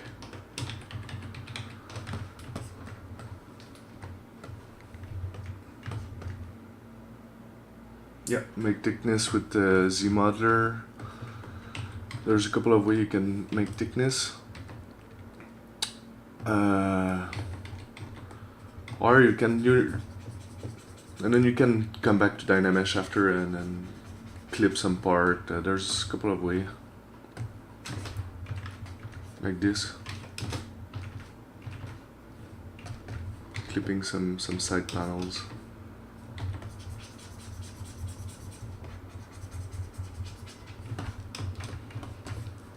And those secondary parts, it's very important to break the small silhouette parts.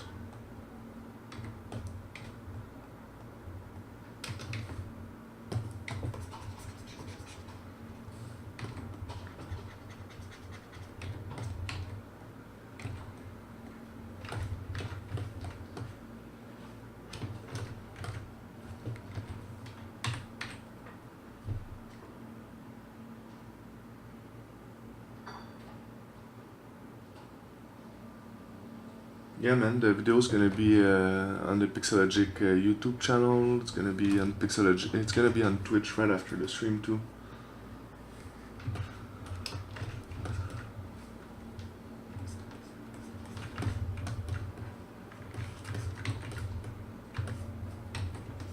It's so fun to start something new like this. That process of making the Dynamesh is the fun part, I find.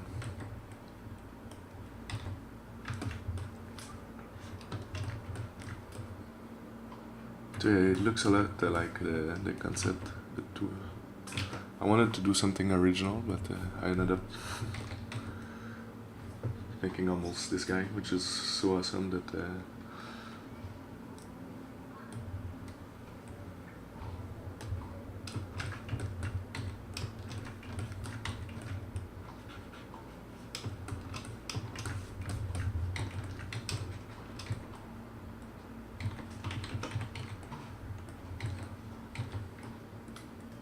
some varnish.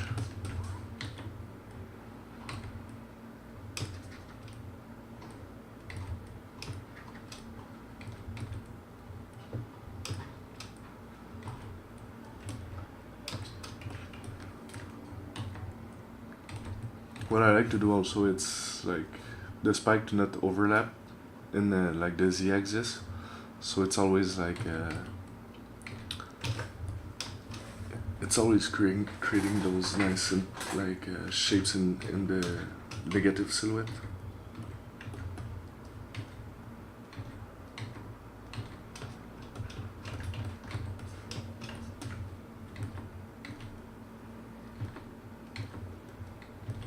And try not to repeat the shapes too much too.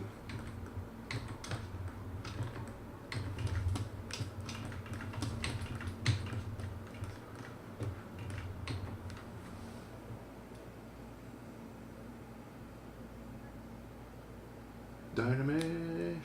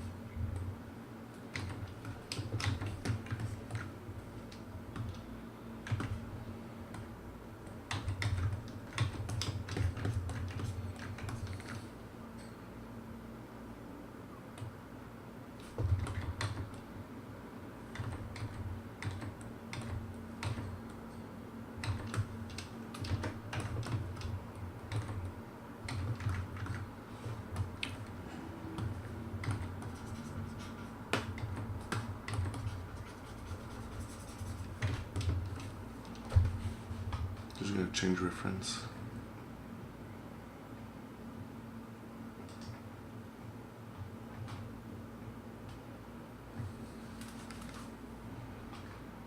Yeah, I like that cloth. It's like a clothing part on top. I can try to do something like this.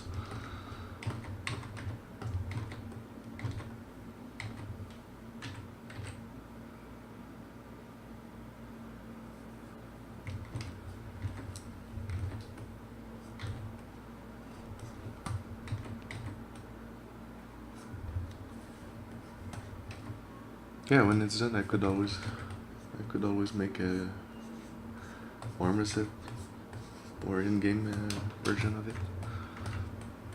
When everything's stick on top, like there's not too much breaking of the silhouette and not too much of panel overlays and stuff. It's pretty easy to do a retouple.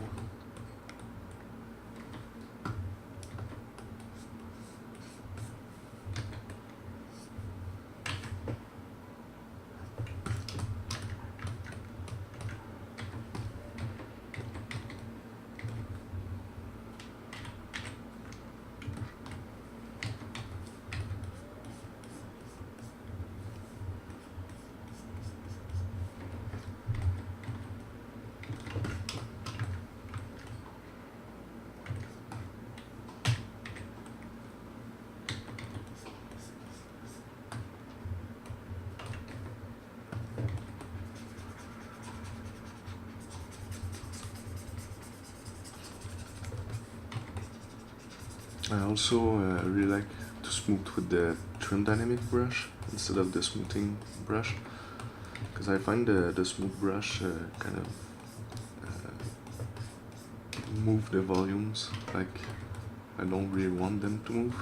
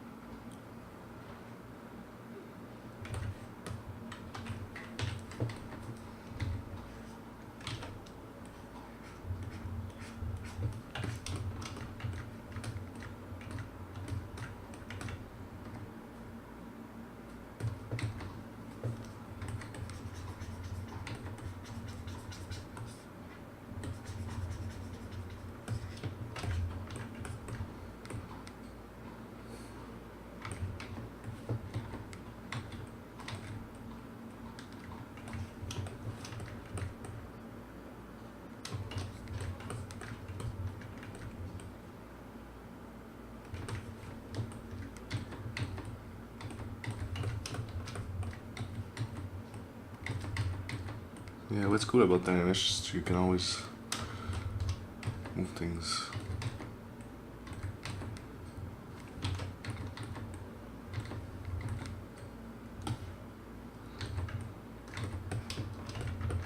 And not be scared of destroying what you already did. That's what I like about this process. Instead of starting and detailing, starting with the details and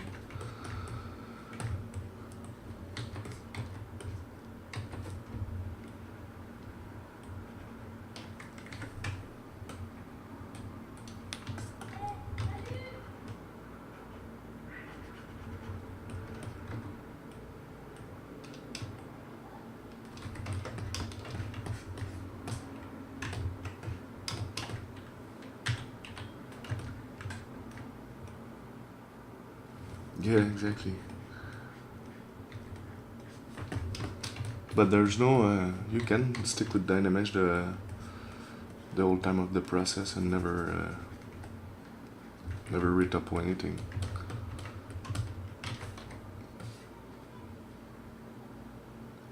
It depends what's the end goal, what you want to do after with your model.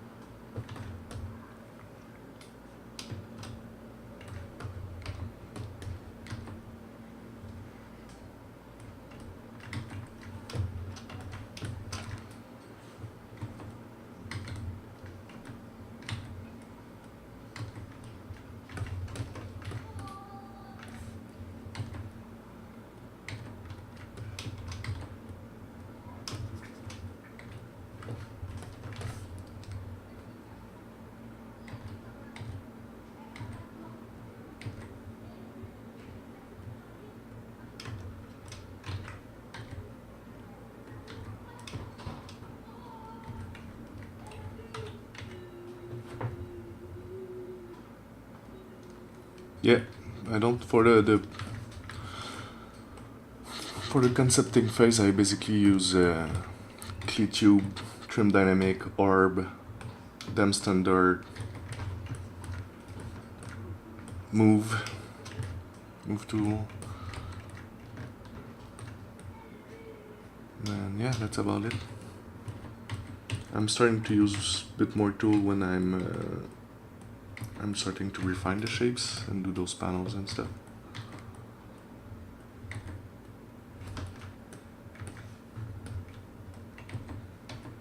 Like here, I might do some muscle, like Crytek muscles.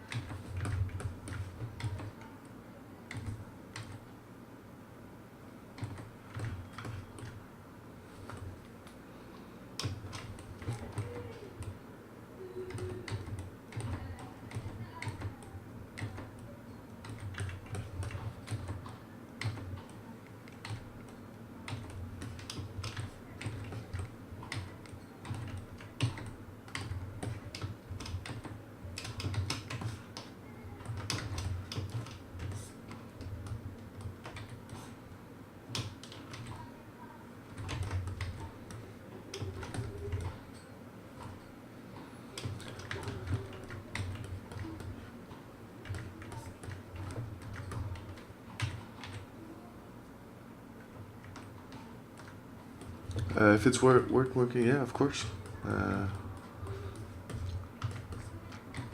Yeah, there's some very good project. Right now I'm working on Star Wars Battlefront 2. There are a lot of cool characters to do.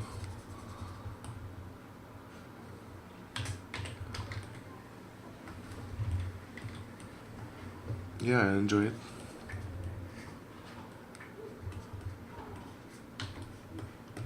I have very cool, very fun colleagues, like friends to work with, so my team is awesome.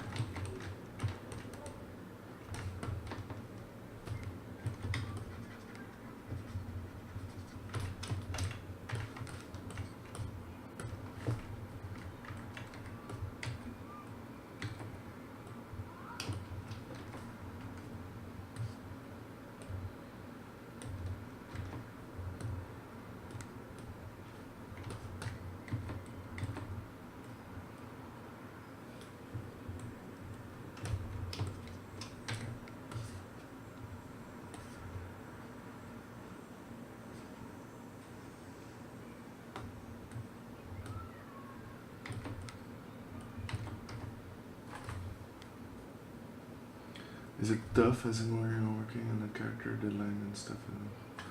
If it's tough, not really. Sometimes, yeah, you have to crunch, especially when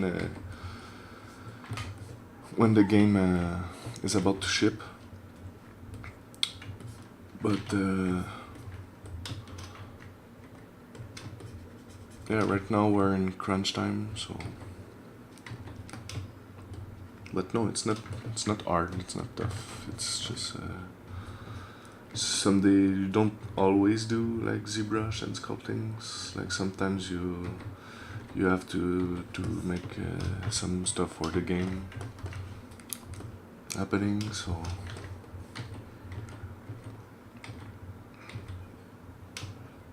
sometimes it's fun. Sometimes it's less fun.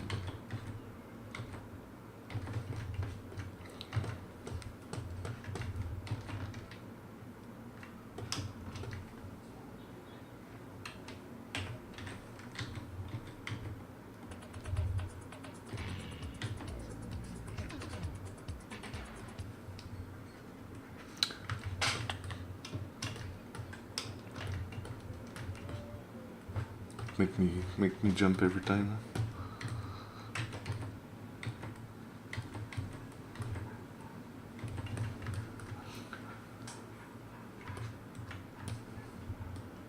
Okay, now it's time. Since I'm starting to have multiple Z tools, what I usually do, I can see my scene is starting wrong. I create one subtool on top of everything. I just put it at the first subtool here.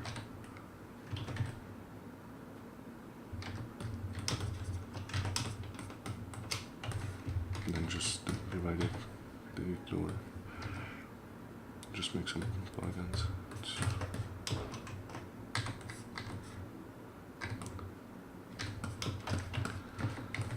Basically a sphere.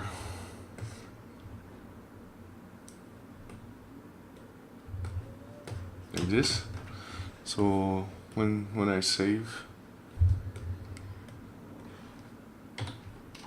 it takes the name of the save file here, and also when you click you can see that it's highlighted, so you see different color. So when you click on it you see it's all the same color.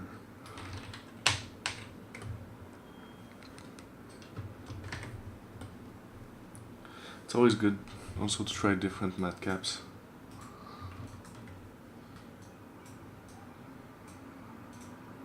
This one is cool. To see different lighting scenarios.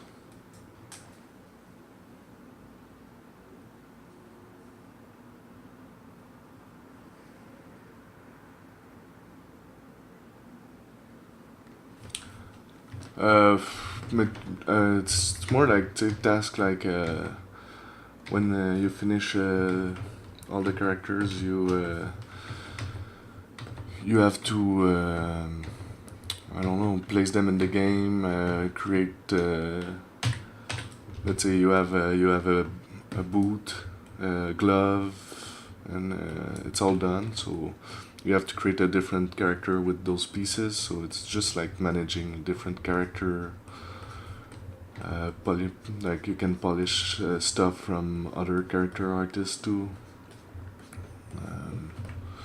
If they need something quick sometimes. Just listen. It's fun when it's the creation part, when you create everything. You do the ZBrush and then the texture and stuff. But at the end of the project, often it's more like managing stuff so they get in the game.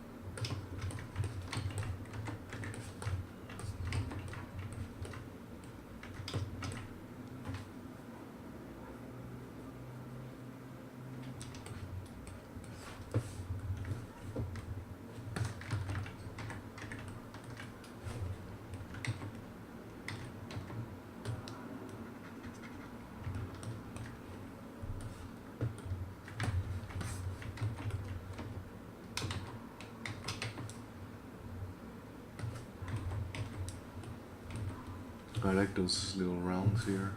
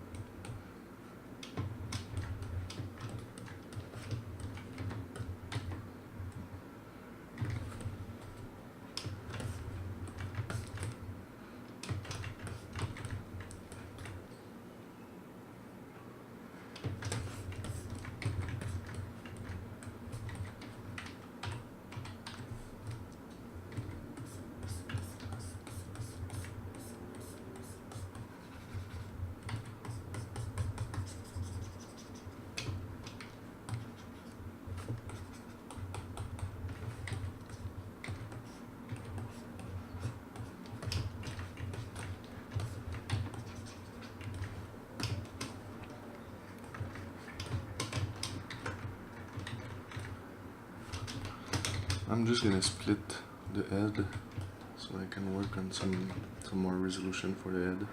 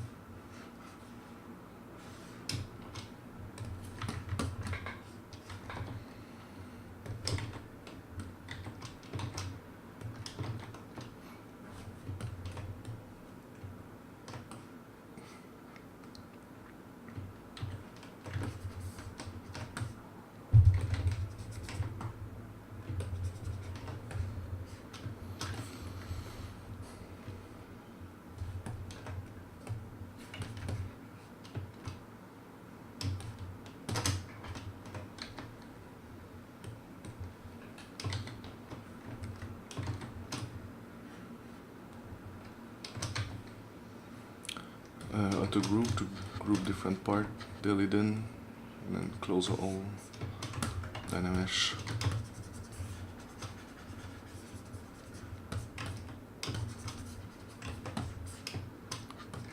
And then auto group again, delete in, just to keep those, just to remove those extra polygons, floating polygon.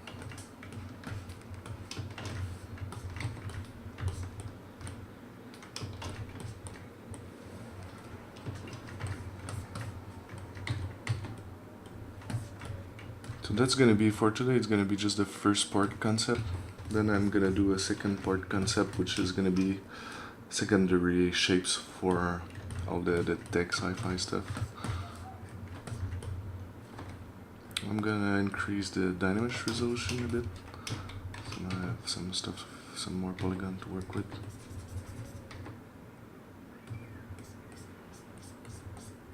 Just start refining stuff.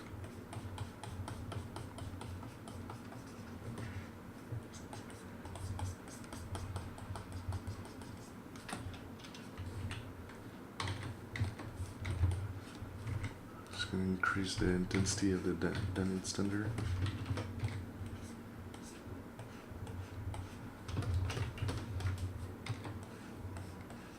So the important thing when I do detailing of creator stuff, it's not to be too much consistent in the detail, to do some area very different from other areas.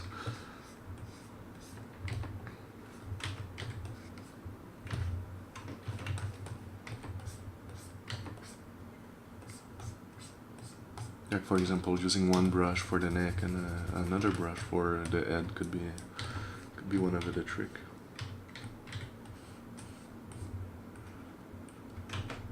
I won't make him a smile, of course.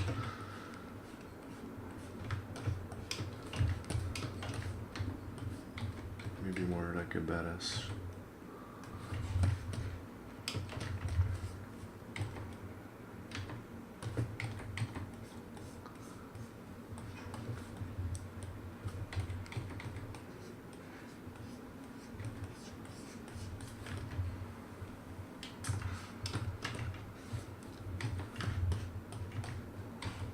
And it's also good to create some breathing area, not to add detail everywhere, but just in the place that's,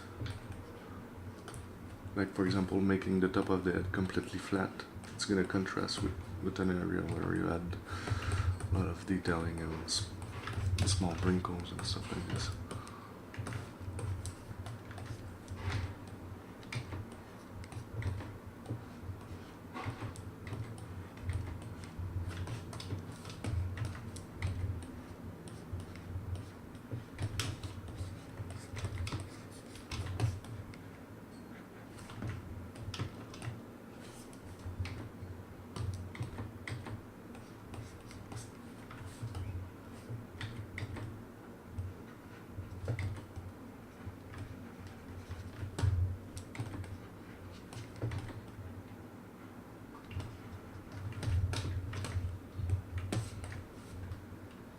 When I'm gonna have more resolution, I might add some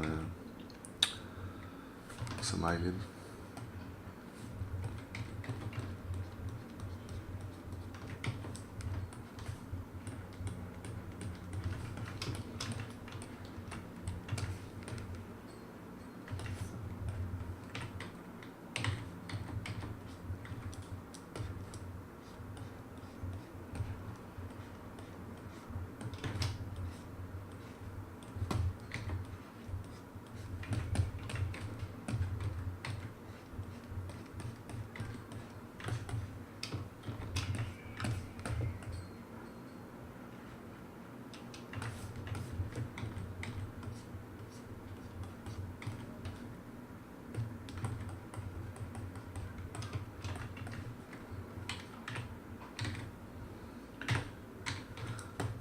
Or some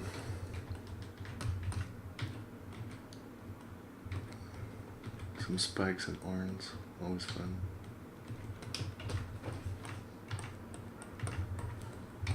like crab shells.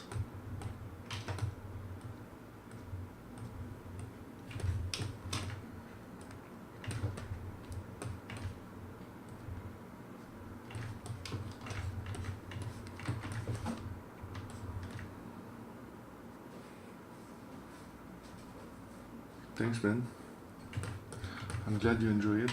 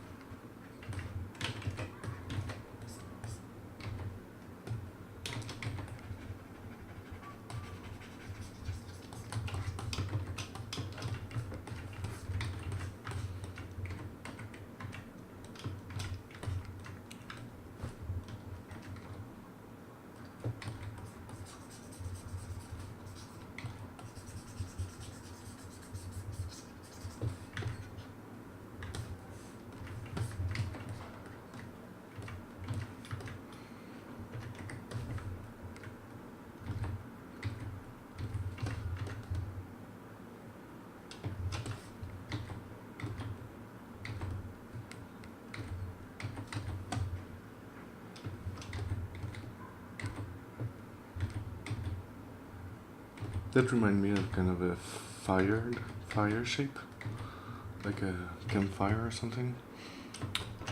It's like fire is always like an aggressive. I always have an aggressive signification for us.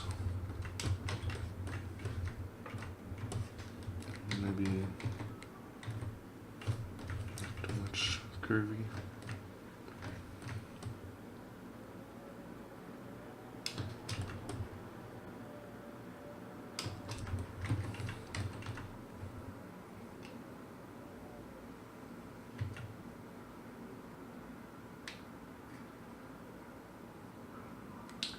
Hey, Oreo last squatch. Thanks, man.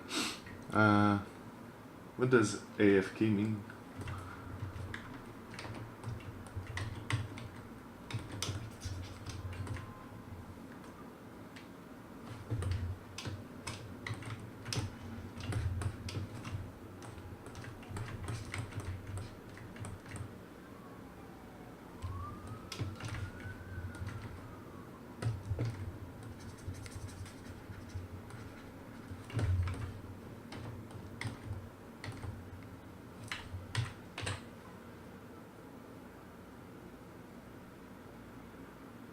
Ah, okay, cool.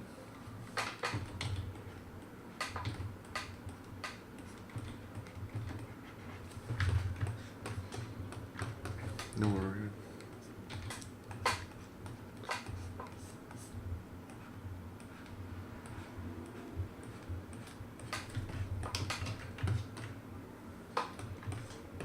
A little skeleton. It's always nice.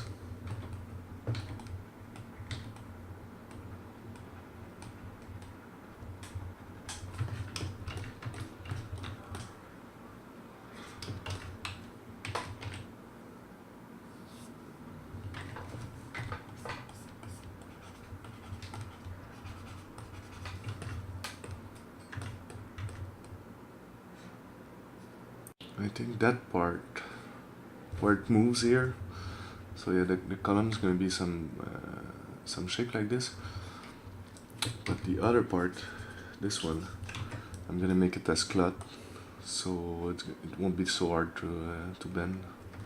It won't be like metal part that doesn't bend.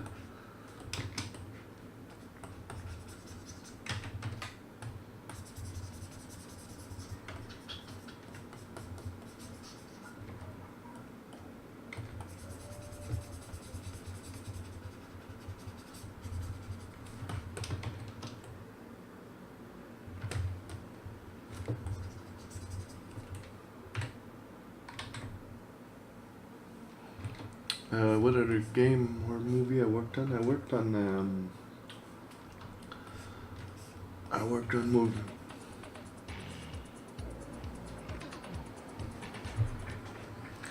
Thanks for the follow, whoever it is. Yeah, I worked on Underworld Awakening with Kid Beckinsale. I worked on Redict, the last one, on the movie The Little Prince. Another movie, it's Mune, which is less known, but it was very fun to work on. I worked on some games at Gameloft, some mobile game. I was on the marketing team, so I was doing images for banners of the game and stuff like this. So I worked on a lot of those Gameloft games. I worked for game cinematics of Shadow of War, which is not out yet. It's gonna be out in October. And cinematics too for Assassin's Creed Syndicate, I think it was. It was like 2 weeks, 3 months. I work on some TV shows, like dinosaur stuff. That was my first gig, so I was doing more lighting.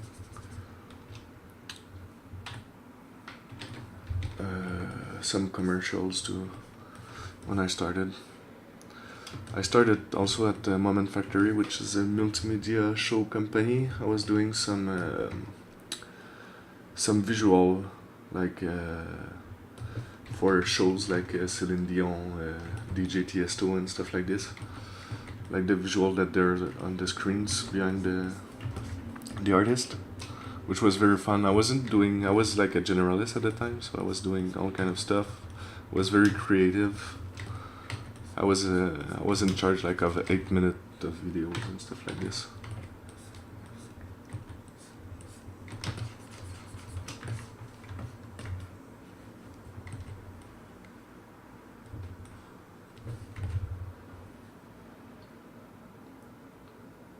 No, it's all a permanent job.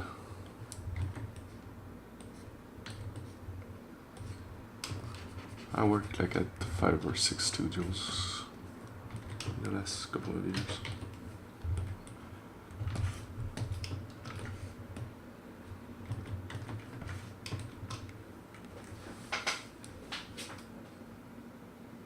No, it was all in Montreal.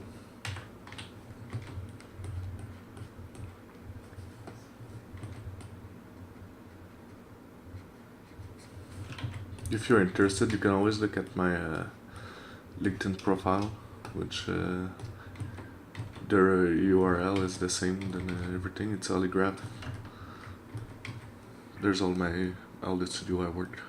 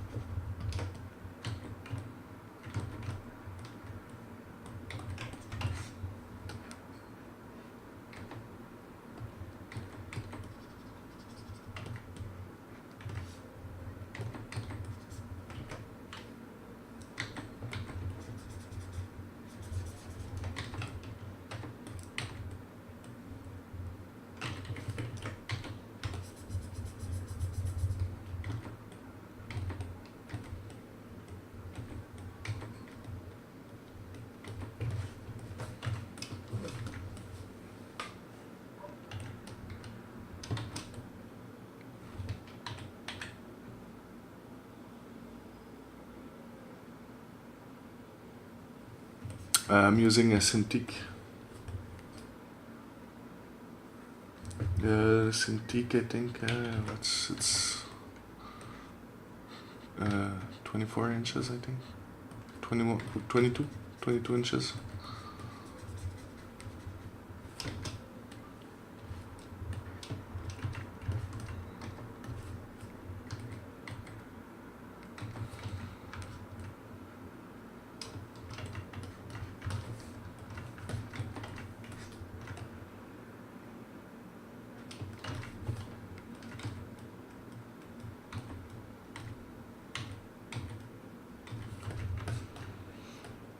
it's interesting with the dynamics because I'm starting to see some shapes I didn't thought of just by moving stuff around.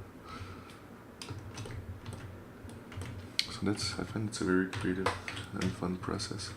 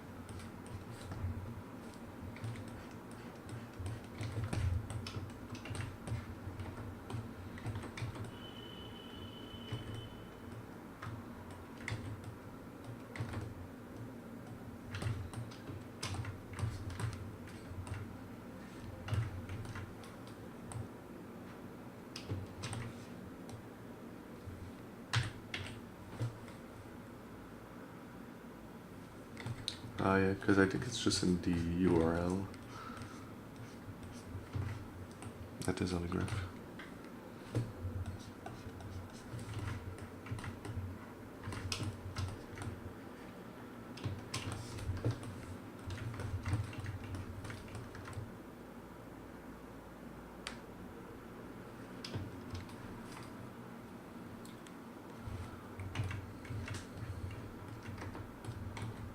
Well, I think I'm gonna stop here for today. I need to go eat something. I'm feeling dizzy a bit. So yeah, next month, if I didn't continue this one, I'm gonna start to work on extracting those shapes and polishing it. It's gonna be in September. I don't know the date yet, but it's gonna be on the schedule very soon. So if you're interested to see the next steps, come and join. It's gonna be a pleasure for me to answer any questions. And yeah, thanks for watching, and have a great day. Oh yeah, just one more thing. Just want to tell you that I'm gonna be part of the ZBrush Summit 2017. Me and my crew are going to go there. So if you don't know what the ZBrush Summit is about, is that it's 3 days in Los Angeles, where there's presenters from all around the world. There's some very good talented artists, like Aaron Sims is like one of the pioneers in this industry. It's awesome. He's gonna be there. Some really good artists all around the world. And yeah, for us, we're gonna be there on Sunday, presenting some of the stuff we worked on Battlefront 2 and workflow about ZBrush and stuff like this. So yeah, it's gonna be broadcast, or if you can join us there, that would be awesome. There's gonna be some workshops, some live sculpt. It's a very good place to meet talented people from the industry. So yeah, check this out. And thanks for watching, and have a good day, guys.